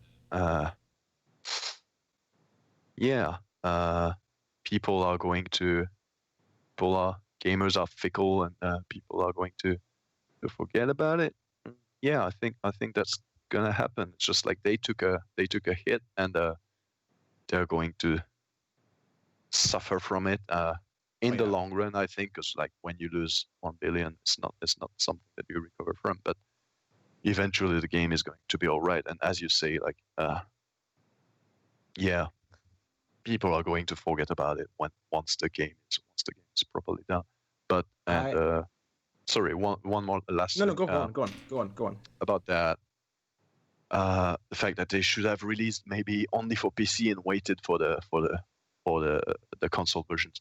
That's something that's valid, but I think like we don't know what kind of contract they have. I think they had like very strong terms of like having to release everything at the same time and stuff like that. But yeah, they could have definitely handled it better. But anyway, it's like gamers, they wake up like every first of the month with a rage boner, and they're just like looking for something onto which ejaculate all that hatred onto, and it's like the first rule, the first social rule, the first rule of business, like don't take anyone for a fool up front, but never forget that everyone's pretty fucking retarded. So it's just that, like in 3 months, like they're gonna be post on Reddit like saying like, oh, can we all appreciate the CDPR just fixed their game for free? Oh, that's great. With like as much karma as the hate mail is getting right now. That's how it's gonna go, and nothing's gonna change. Yeah. Nothing is gonna change. I am even for the poor developers. Sorry. No. I'm 100% with you there. My only thing is that you are right that we will forget this, but it's going to be a mark, that a badge they would have to wear. It's always going to be in their resume. It's not, because we had CD Projekt up there with like Rockstar. We had them as the top tier, studios. But now with this debacle, we look at them. We still look at them, in a very, very shiny way, but squint a little bit. Just in chat. Sheriff Fly says, I also feel for people who first major game this was. I'm guessing you mean the developers, right? I wonder if other games companies will see that on their CV and be like, now, which I'm very happy that this report has come out, because this shows that, look, they were saying it's not us. So wherever it's within that space, exactly. Wherever it's in that space, if I'm a HR working in this industry, I would know about this. I would know, you know what, this is not on them. This is probably a decision. This should not be taken as, on their work. But you're absolutely spot on with that. Another comment also said that if they had released it on PC, where hotfix deployments is easier and delayed console releases to the PC build, which is what you said, Maru, was stable. What do you think of that idea? That could have been another way to, as a delivery option, just like you mentioned, Maru. So, and even as you, Scott, and I think there were so many ways we could have done this. So many ways they could have done this. They could have managed expectations. They could have not, put out things that wasn't. I just. But they could have been more transparent. That's my final say on this. Yes. That they weren't transparent. They lied. They did. They lied to people, and that's why majority of people are upset. It's because they feel betrayed by a company that he's been in their good graces for such a long time. That's true. Who were the game testers? Right. Who were the game testers for this? I would love to find out. But then again, I bet there money the game testers would have done their job and reported all these bugs, and went. Yeah, they found all these bugs, and at the end of the day, the bosses went, well, we can live with them. They're fine. It's a laugh or whatever. And just release it. Yeah.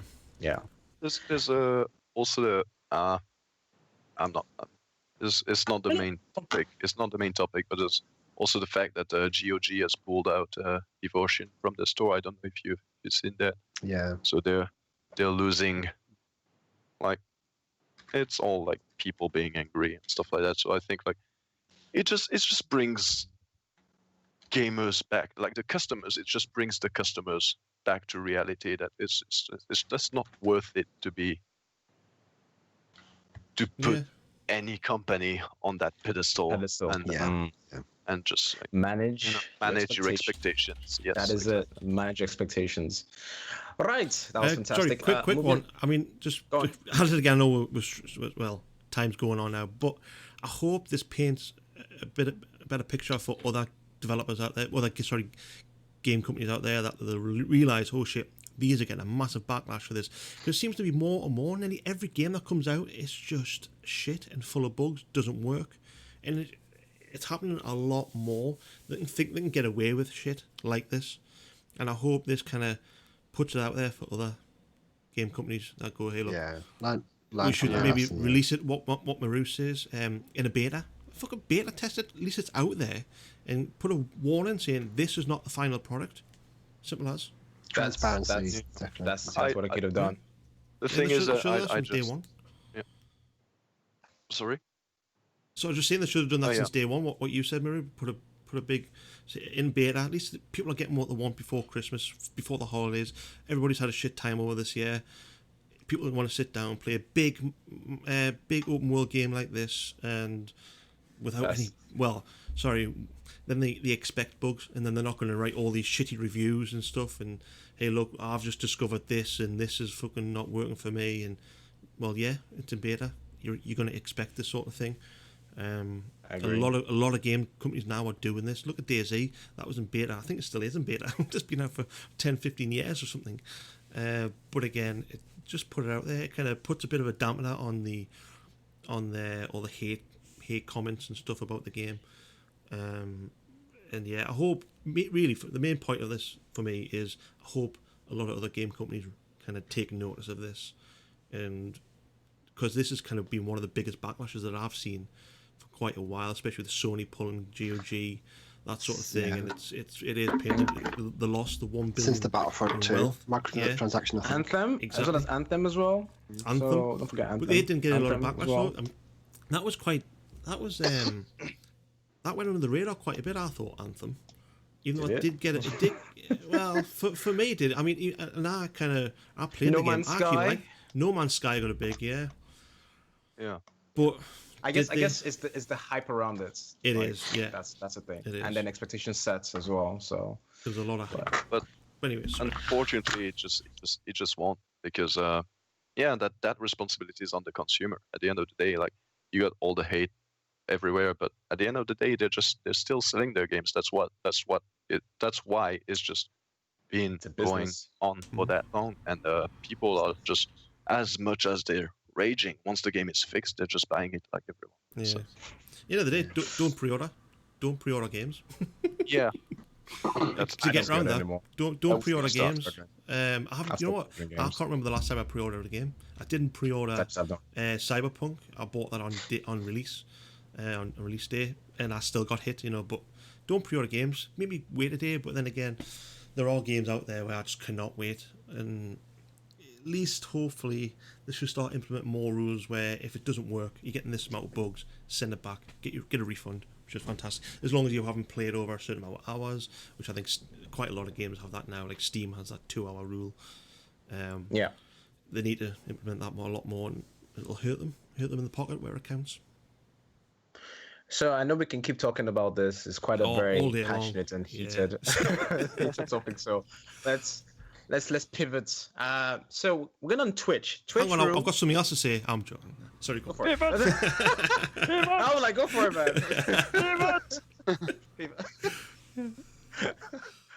man. So yeah, Twitch rule changes take aim at hate speech and sexual harassment. So simp, we know the word simp, right? Sub-simping. Incel, Banned. virgin, Banned. and other words that negatively target another person's sexuality or insults person's sexuality, activity, are not allowed under this new policy. So the COO, Chief Operating Officer, Sarah Clemens, said during the town hall, which is like a meeting, we are also proactively denying emotes that include the term simp. We have removed and recorded them, and we'll keep doing that once the policy changes. Are we going to get banned now since we said it? Hateful conduct and harassment policy goes into effect on January 22nd, and along with banning a bunch of derogatory words, the new changes impose harsher restrictions for violating rules. This include indefinite bans, channel timeouts, and user suspensions. So, I'm going to just speak for myself real quick. I have not had that type of engagement compared to other people that I know. Usually, it's compared to the other female streamers that I know that get a lot of this type of harassment, which is fucked up. But it's how internet is. You're behind the screen, you can say whatever you want to say, and you don't feel like there's any consequence or whatever. So I feel I like the change. I'm just gonna pose it to you, Scott. I don't know. I mean, simping, virgin. I mean, these words. What's incel? I've never heard of incel before. Simp, I know kind of dungeon dwellers. There you go. Right. Sorry. The underbelly of the worst of the worst. Simp. It took me a while to get a hold of what simp was. I kind of ignored it for a long time. I'm not down with the kids anymore, so all these words are very, very new to me. Fucking boomer, man! Fucking boomer. Incel stands for involuntarily celibate, I believe. So basically, it's the Reddit nice guy. The Reddit nice guy. Yeah, nice guy. Correct. Okay. That they're just like you get beautiful hair, but I give you a compliment. Won't you fuck me, you bitch? I hate you. That's basically it. God, yeah, they get real nasty when they get rejected. Spot on. Yes, guys who can. Good definition from Chirp Life. The guy who can't get laid and blames women for it. Exactly. It's like you donate, £5 or you gift 10 subs, and for some reason you expect the streamer to then give you some type of affection or, that. Like, don't get me wrong. I'm always grateful for whoever follows me or gifts me or whatever. But at the same time, I tell them, look, you're here is more than enough. Anything you do, I appreciate it. I don't believe that because you do this. I believe that you're doing it because you want to support my channel to give you even more content, but not because I feel I need to be more tied down, to you or to give you some kind of special treatment, which I'm glad that, this is sort of being, I guess, put under this new umbrella of policy. But I don't know how far they're going to take this, though. Like, I mean, simping, virgin, like, I don't know. Like, what do you guys think about this? You're on that for, yeah. Well, virgin's been around for I mean, that's not new. That's been in all sorts of forms. What are we talking about? Like, my virgin media is down. Like, do you get back? It's like I don't know. Sorry, virgin media. It's a ISP. It's an internet service provider in the UK. By the way, Maru, in case you're just wondering, like, what are you talking about? But like, I'm gonna pose this question off to Nuns real quick.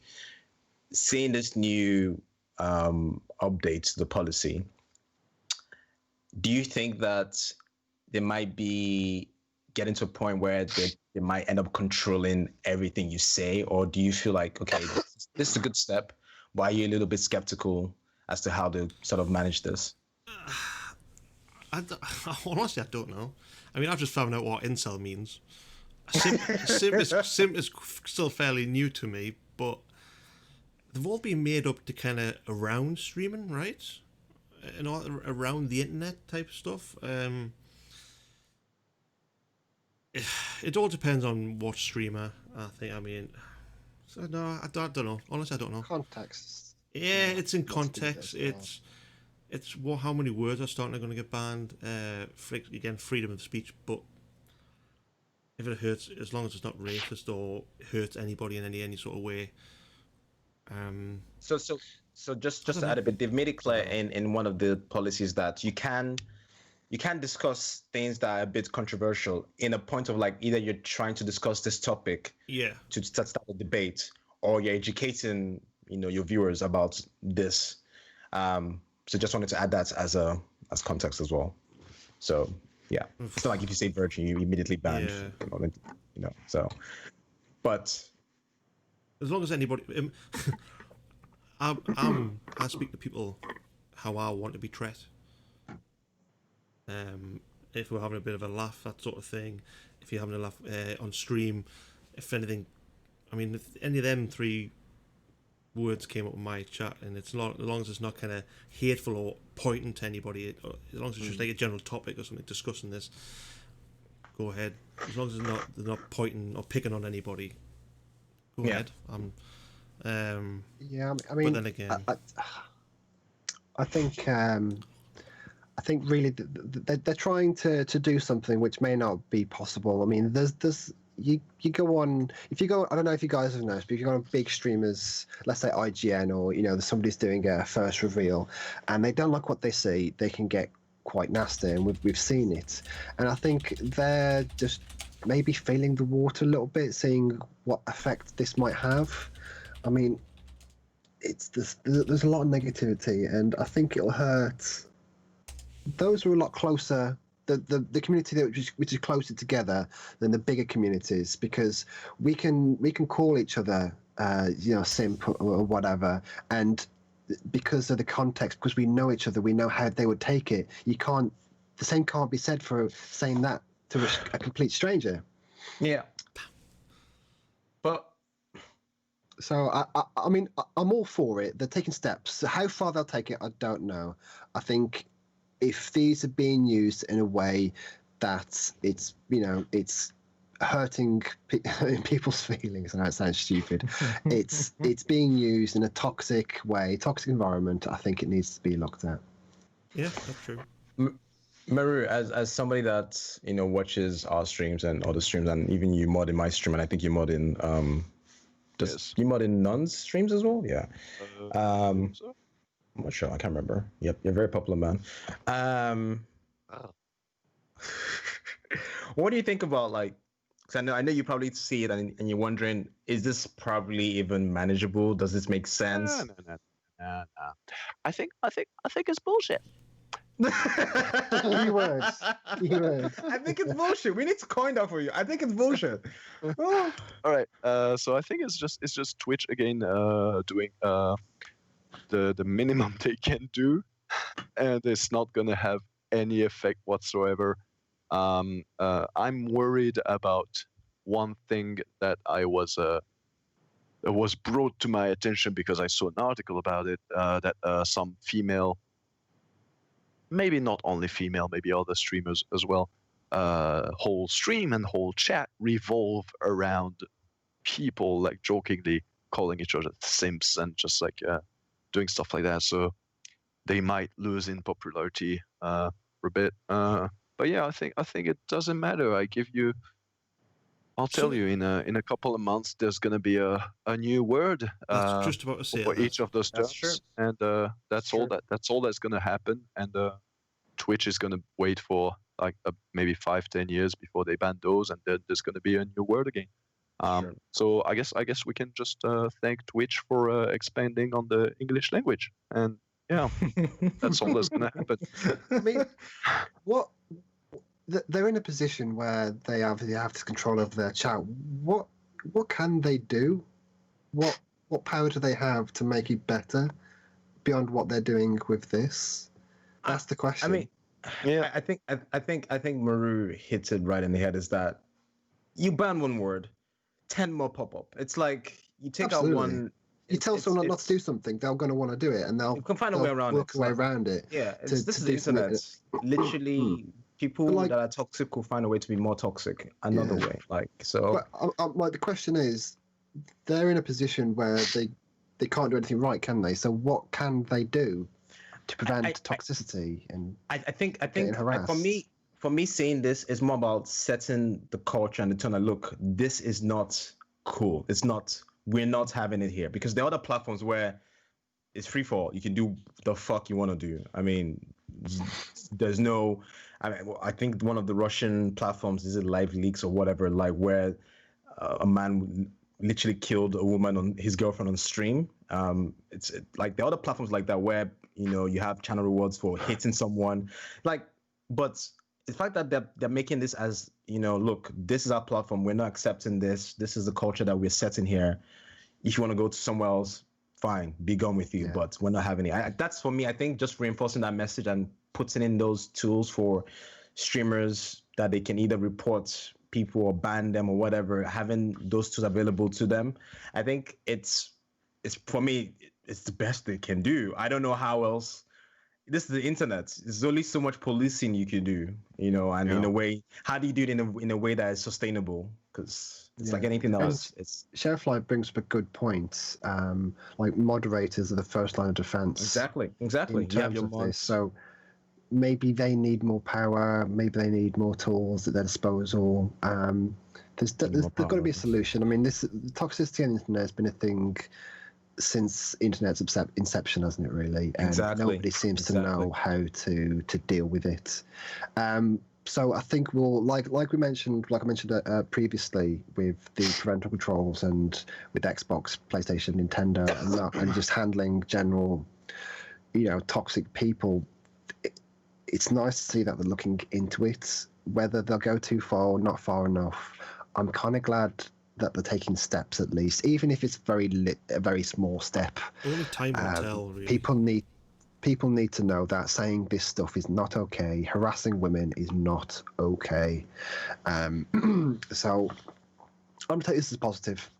Yep, I'm fine with it. It's just setting that tone that it's not good. It's not allowed here. I still think it's bullshit. Bullshit. Yeah, as for another idea. Sorry. No, go on. No, by the way, you say like you're not familiar with those terms and stuff. I'm pretty sure like most people are simping into your streams, guys. But yeah, another idea of what they could do is about like giving like the power they should do for the streamers, like in terms of like Twitch, what they do. They should like crack down on those streamers who encourage or who don't care about that racist discourse or that like sexist discourse, and they should like crack down on the streamers, not because like doing with the chat there's nothing you can do to control that, and I think it's up to the content creators to manage their communities at the end of the day. So like maybe give more tools to the streamers and like expand on that instead of banning 3 words in chat is just cracking down on the actual. And it's a good point. Even Twitch don't have enough power. Like I watch, or at least they're limited. I watch Paris. Paris Lilly is a prominent personality in gaming. I'm following Twitter, and he seems to be harassed at every stream about being black, and I've witnessed it. My first time I've ever witnessed this on a stream was when I joined his live show. He was talking about Cyberpunk. This was months ago. This person, they kept coming in. He kept getting blocked, and they kept creating accounts and Twitch accounts, and he just kept coming back. And he was pretty much teasing the guy, like saying, "You'll never get rid of me. I can just create another account." So I guess even moderators are limited. You can't, obviously they can't go as far as banning people on IP level, but maybe Twitch can, or somebody can. You report to their ISP, because racism is not welcome in any community. That's a fair point. That's a fair point. Because again, like you said, it's like anywhere on the internet, you can just make another account. You can find another means to spread all that garbage. It's the Wild West out there right now. Yeah, it's literally as well. It's going to be it's going to be very hard just to ban IP addresses. There's so many ways of getting around stuff. The technology is becoming more and more advanced. Where there's if they want VPNs, to, they will. You can't even track people now, and it's crazy. It's always no matter what they do, it's always going to be hard to fend out the hate. It's always going to be there. We've just got to try and clamp down as much as we can, and it's horrible. I think it's horrible. I think Local Knock in chat is just reinforcing my point, where he says like, I don't want rules to get so rigid that you can't have ball busting. What I say to my best friend could be seen as toxic, but it's in good fun, and I get as good at give. A third person just listening and being upset is not protecting anyone, which just like shows that again it's on the streamer's side to handle that, and Twitch should give more tools to the streamers to be able to do that. And as you say, like what you mentioned just now, Neon, is just like, what if streamers were able to IP ban someone, to request an IP ban on someone? That would be a good launch start. an investigation to that person. That'd be a fantastic start. Well, again, there's so many ways this can be done. I agree with, I think, everybody's points here. You know, we all have our streams where our channel is what it is. We as streamers are putting out content in a way that obviously is not negative, it's positive, but it's also good fun. There's context around it. And to Maru's point, you know, there are some streamers that I say, like, your community is a reflection of you as a streamer, because if you allow, if you are toxic, your community is going to be, you're going to attract that type of people.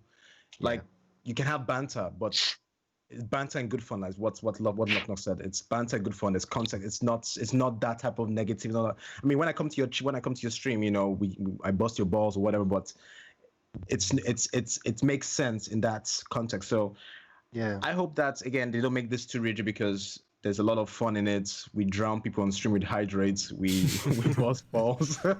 You know, we have banter and whatnot. So I hope it doesn't become too rigid. So we'll see. But let's move right along, because we're already like 2 hours in. I'm sure you guys have some things you need to do before the weekend ends. So we're gonna go around real quick, because it's the end of the year. This is gonna be the last show for 2020. So we thought it would be a good idea to have our best and worst games of the year. So it's games that came out this year and worst games that came out this year. So I'm gonna start off with our special guest, of course, Maru. What did Santa give you on the good list? All right, for the best games of the year, I haven't played it. All right, be upfront. I don't have the money to get what I need to play it, and I'm not really interested in playing it. But it's like, I think objectively, Half-Life Alyx. That's your best game? Because on the objective level, because it shows that VR is more than just a gimmick. It shows that you can do something with VR that's engaging, and that's more than just like some mini game. So yeah, I think that would be it. And on a personal level, as I said at the start of the stream, I was big into JRPGs when I was back in junior high school. I got the definitive edition of Dragon Quest XI recently, and very much enjoying that. The nostalgia is definitely there. Story is great, and it's got all that good stuff that came up in the past few years for JRPG, which facilitate enjoying game, like with no random encounters and auto battle system, and just moving along. So yeah, those are my picks. Okay, so hold on to your worst picks, if you have any. Hold on to it. Moving on to Scott. What did Santa give you for 2020? Well, Santa has been very generous this year. I'll start with the best. We'll start with the best, of course. And I think it's. I'm finding it quite difficult to answer that question, because there's a lot of games out there that I appreciate that I know do things on a level, even though I've not played them. Like The Last of Us, that's obviously a game easily admired. You know what it's doing and how it's doing it, because it just by looking at it, you know it's doing something quite special. But for me personally, I have thoroughly enjoyed Doom Eternal. Okay. So I'm the kind of person that you ask me the same questions again tomorrow, I'll probably give you a different game. But I've just wrapped up with the expansion, the first expansion for that game, and man, it's just so good. It's just so much fun. It's so satisfying, and we've touched on this on many shows in the past about how that I don't mind mindless shooting, mindless killing, ripping and tearing. I look for that sometimes. You know, I have a stressful job. I Dead Rising had a lot to do with that back when I first started, working in the pub industry, and it becomes so therapeutic. And Doom Eternal is everything. It's therapeutic. It's got a great story. It feels so good to play, and it's absolutely stunning. I mean, it was always going to be a toss-up between Doom Eternal and Persona 5 Royal, to be honest. They're the two big games of 2020 for me. But I mean, what a great year to be a gamer. There's so much out there. Love good games. Okay, fair enough. Nuns, what did Santa bring you for 2020? I'm sorry, Nuns, I stole your game. Yeah, just want to say that. I'm really sorry about that. But, I mean, I don't know how far ahead you are, Femi, but Santa hasn't been yet over here. That's not until next week. Way ahead, okay. We're in the future here. Yeah, what Maru said. Half-Life Alex, the amount of time I played quite a bit in Half-Life Alex, and it's fantastic. The stuff you can do in there. I've always loved VR, and that is obviously it is a AAA game for VR. It could be for standard PC play or Xbox play.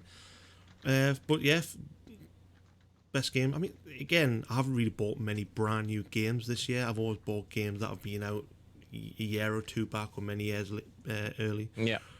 So that is probably one of the only. I can't think of any off the top of my head that I've bought this year and that are brand new out this year. I know Microsoft Flight Simulator I've got, and it's a flight sim for me. I do like flight simulators, but I haven't spent a lot of time in flight sim. Doom Eternal, I've liked the look of, never had a chance to play. So for me, yeah, I'll stand by Half-Life Alex, and I still haven't completed. I was wowed when the first time stepping into that VR experience. I was standing there going, "Holy shit, this is good." You have to have the kit to play it, which is a bit of a downside. I mean, I've got a 2070 Super which plays reasonably well. Now the new kit's out there. If anybody's getting a new car for thoroughly well, I recommend this game a lot to anybody who wants to play a really good VR game. So we haven't been on to the worst yet, have we? No, I'll leave that till next. You're next, Femi. So what do you think? Yes, I'm gonna go with, surprisingly to everyone, 5 dates. So I played this on stream. I think was it last month? It's last month, I believe, or earlier this month. I don't remember. 3 weeks ago? No, 3 weeks ago. 5? No, seriously. 2 or 3 weeks ago, yeah. It was one of the most, I guess for a new game, the most fun I've had on stream. We were so invested. Like everybody was so okay, we need to make sure we don't say this, pick this, that. It was such a brilliant game. Now, you're wondering what the hell is 5 dates? It's pretty much a, think of as Tendering, but a co-op version where you play as Vinny, who is a single male in the UK, going on an app. He gets 5 dates. So he talks to this... from Vice City, yeah? GTA Vice City? No, not Vinny from Vice City. No. Oh, okay. No, it's not. Carry on. It goes on 5 dates with 5 different women, all different personalities. You having this conversation, and the voice acting was the acting is amazing. You get so invested in each of the personalities. It was great. It was my first time playing this type of game in a way. So I remember speaking to Maru about it. I was like, Maru, we're playing this. I'm a little bit nervous because I don't know. It looks interesting, but I'm a little bit nervous. And it was perfect. Like everybody had fun with it. I had fun with it. We ended up playing something else, which would be probably not my worst game, but it might be in that category. So for me, I would go with 5 dates. So now, real quick, because we are running out of time. For those of you that were on the naughty list, I'm going to start off this time with Scott. What did the devil bring you for 2020? I didn't know the opposite to Santa was the devil. Holy shit! I went with that, man. Look, I don't know. I would say it's the Grinch. Let's go with the Grinch. You know what? Let's go with that. Perfect. I don't know Christmas stories that well. Go on. So I struggle with this question in particular. I won't take that long saying this because I read a lot of reviews. I like to think I do my research The one fucking game I obviously the information wasn't there, but that was Cyberpunk. So unfortunately, Cyberpunk is the worst game this year because it's physically hurt me, mentally, emotionally hurt me.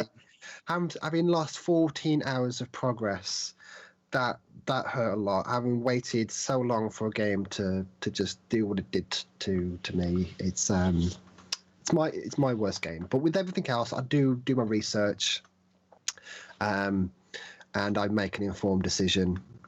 Except unless it's Destiny content, then I just pre-order that bullshit because I'm addicted. You don't like it anyway. Yeah. Yeah. Okay. Fair enough. None. Nuns. No, nuns. Maru, what's yours? What did the Grinch steal from you? But first, like special, like I have to pick Doom Eternal because New Doom was great, and I want Doom Eternal now. So what you say? And special mention to Crusader Kings 3 because if you can do incest, always pick incest. And for my worst games, I haven't played it. But yeah, that's gonna be the same. That's gonna be Cyberpunk for me. Just for the fact that I'm. It's only been like 10 days, and I'm exhausted to see like all those articles and all the whining and all those comments and my Reddit front page being flooded with all that shit. So yeah, worst game for me. And on a personal level, in Arrow's stream in the chat, the gambling game, because I keep fucking losing everything. It's like all my arousals gone. Like bet all. No. Oh, you have 0 arousals. Fuck you. Yeah. Worst game for me. Worst game of the year. The gamble. So what we're talking about is the gamble system on my stream. It's the currency is called arousals because ARO then you get it. So the game has pretty much made Maru a poor boy on the stream. So yes. I understand. It does that to everyone except me. All right. Moving right along. Nuns. Tell me. What everybody else thinks. Cyberpunk. It's put me off enough to not play it after my first 4 hours. So yeah. Again, it's come down to the point where I haven't played many games that just came out this year. So. But the ones you do. Yeah, plain and simple.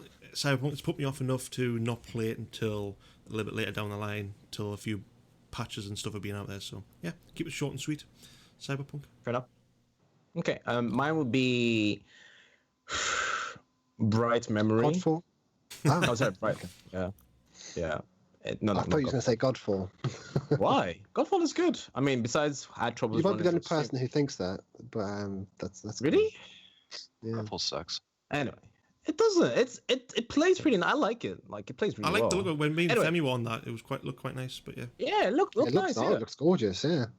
And it plays well. I don't have any problems with it. But anyway, Bright Memory was a bit of a struggle. It is such a pretty game, but the controls are non-existent. So yeah. So I'm gonna put that. That was made by one man. I understand. Look, I'm not taking shit for. I'm giving all his accolades, but he forgot to do controls. I'm just saying when he has time, that will be the next part of the game. And I'll do it. Right. Nuns, please take us away with notable stories. We are running out of time. Lights. Just a couple of things. Overwatch 2 update announced for BlizzCon online in February. Google Stadia is now playable on iPhone and iPad via web, if anybody's still on that. Funimation app is now available on Switch in the US and Canada. Plans to expand to United Kingdom, Ireland, Mexico, and more countries later on. Cyberpunk 2077, as again we've discussed this earlier on, has been removed from the PlayStation Store with customers offered full refunds. Control Ultimate Edition patch releases on the 2nd of February next year. As we say, it's 2020 here, but we've passed that. Mortal Kombat movie has a release date. Director Simon McCoy's film will be available to watch on April the 16th, 2021. And EA to buy Codemasters for $1.2 billion, which is, bad news to some people. Change, mate. Well, that's Jump Change the name, yeah. Moving on to free games. PlayStation Plus for December is Worms Arena for PS4 and PS5, Just Cause 4, and Rocket Arena.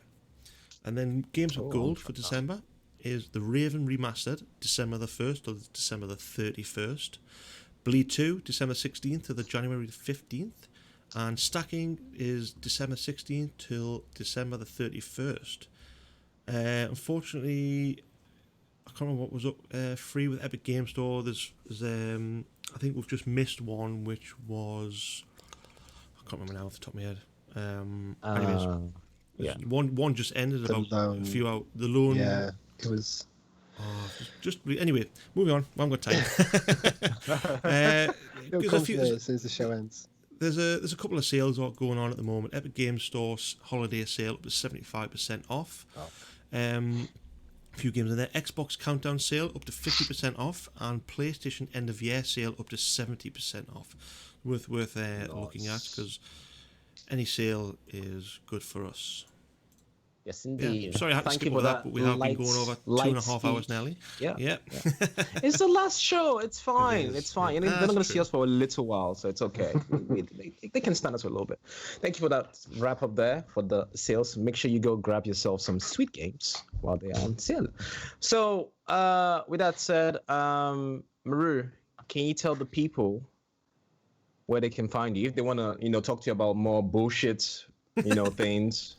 I'm usually in Tokyo on my sofa most of the time. Sometimes in my desk chair playing video games. No, but seriously, I don't stream because it looks way too exhausting to me. So big props to you guys.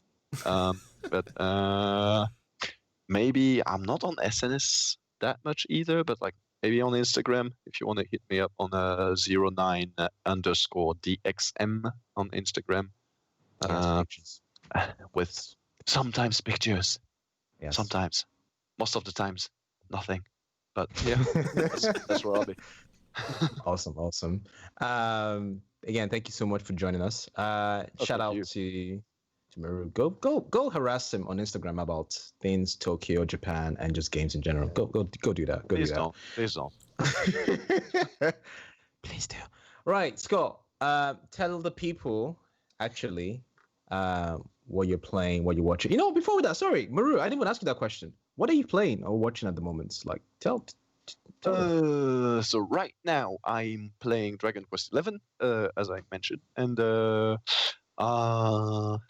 I'm now going to get Doom Eternal, so I'm going to be playing that, and I just finished the Queen's Gambit on Netflix, which was absolutely great. Good, so I'm going to join. Yes. I'm going to join the bandwagon and recommend that to everybody.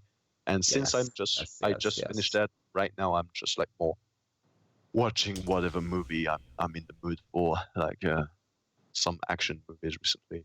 I have to watch The Five Bloods. The Five Bloods on Netflix. I haven't seen that yet myself. Anyone watch that?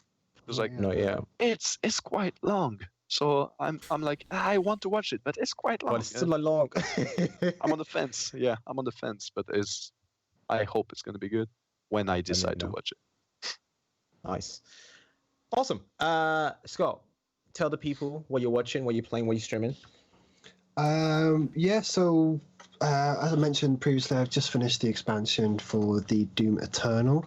I'm bouncing between Assassin's Creed Valhalla, Cyberpunk's on the back burner at the minute, but mostly Valhalla, really. I've been dabbling with a lot of small games, nothing really worth mentioning, but just trying to get through my Destiny content, get that Dawning stuff sorted. Yes. That's pretty much it, really, playing wise. But I've just, obviously, most of us have just come off watching the finale of Mandalorian, so I need to find a new TV show to keep myself busy. Like Mario, I'm just watching crap on Netflix, whatever I think looks good, probably not paying attention to it. But I am like neck deep into Ready Player 2 novel, which I'm thoroughly enjoying.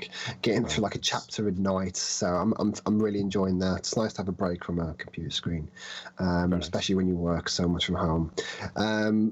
But yeah, that's pretty much it, really. Streaming wise, I'm hoping my schedule will be, back sometime next year. It's not looking likely this year with the state of the world right now. I'm currently battling like energy versus my sheer will to get up and talk to people. It's one or the other. Like I need the energy to work, and sometimes I just don't want to be sociable. So I do apologise, but I'm looking forward to getting back into the rhythm of streaming on a schedule, finishing Ghost Runner, because I don't want to play that unless I'm streaming it, and until I feel like streaming, I probably won't be playing it. But yeah, you can find me on Twitter, of course. Anyone who follows me on there knows how much I tweet. I tweet a lot, so apologies for that. But you can find me at neon_demon4. And of course, I stream on Twitch at neondemon4. Awesome. When you return, we shall be there to harass you in a very positive manner, of course. Positivity, guys. Positivity. Adam, well, go on. Tell the people what you've been playing, streaming, watching. Hey, again. Are you okay? Just you with the little wagwan in there. When it comes to streaming, I haven't been streaming much again. Exactly the same with Scott. Work has just been crazy. Winding down for Christmas. I will be streaming a lot more over Christmas. At the end of the day, got nothing else to do. Can't go out. We'll be in tier 6 by next week. So. Tier 6? I thought it was really up to tier 4. It is. It is. It is. Okay. A good one. Sorry, I'm hungry. So yeah, off the back, Scott, been watching the Mandalorian season finale, which was fucking awesome. Tears in my eyes with enjoyment. Don't say anything else. Not saying anything else in regards to that. Every night I'm falling asleep just to crap on Netflix. Like I'm rewatching How I Met Your Mother. Just falling asleep to that. It's good though. I love it so much. So I've just been lying in bed, put that on my iPad, falling asleep to that. But in regards to games, I've been playing much. Been telling everybody and anybody, I'll play this. Oh yeah, I'll play that. Just hanging around. End of the day, I come home from work, sit down in front of my PC. If Teo or any other lads are on, we'll play Tarkov. That's something I can relax to. I don't know why. It's a game I love so much that I can just sit back and relax and not have to worry about anything else. And I don't stream it because nobody wants to watch a shit player like me die all the time, and just half the time you're sitting and loading screens and sorting out your inventory, but it's what I like to do.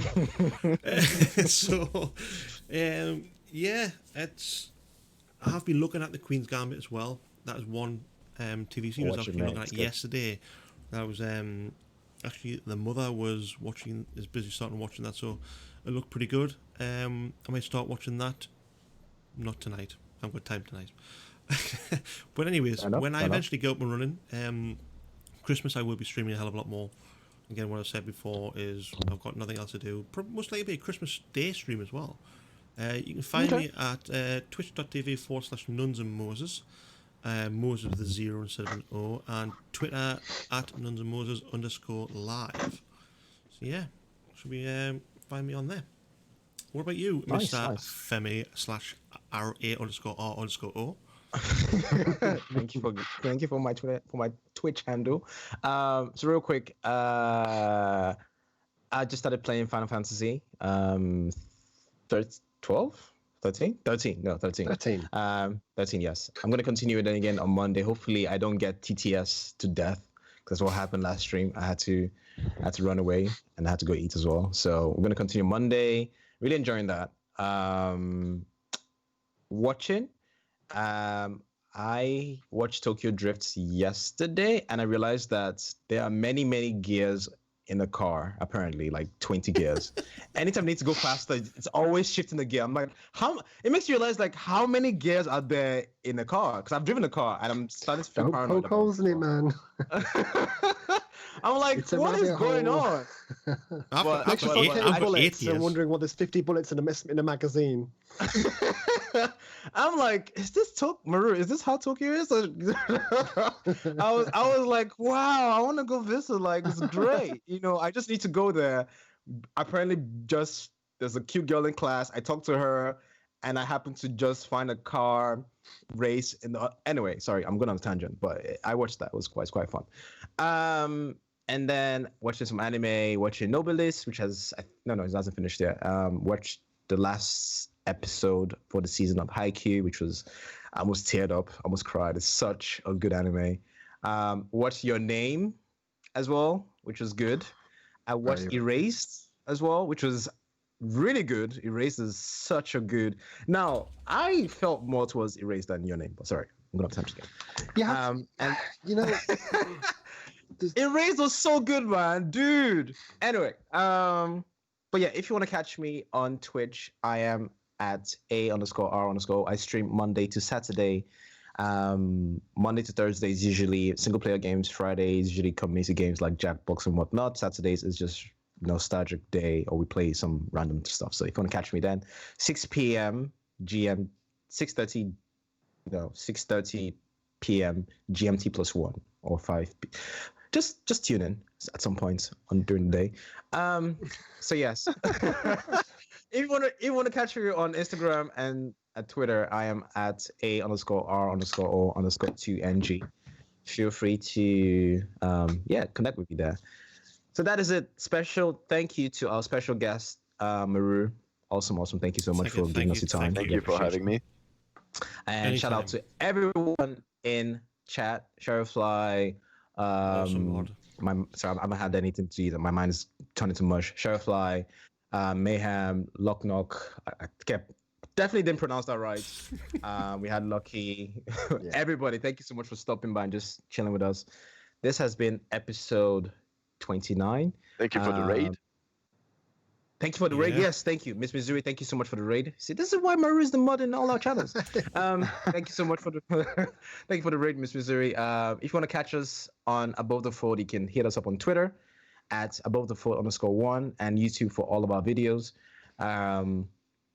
Also, this is our last episode for the year, I believe. When we're back sometime in January, we'll figure it out when, but you shall see us again in the new year. And we want to wish everyone Merry Christmas or Happy Holidays and a Happy New Year. We hope you guys have a fantastic time and a safe time into the new year. And we'll catch you guys very soon. Keep it safe. This is it. Episode 29. Done. Just point out, we are going to raid Hargett, if that's all right with everybody. He's doing a 24-hour stream. Good friend of ours, all of ours. So we're going to show him some love, give him the raid, and see you all next year. Bye. Goodbye.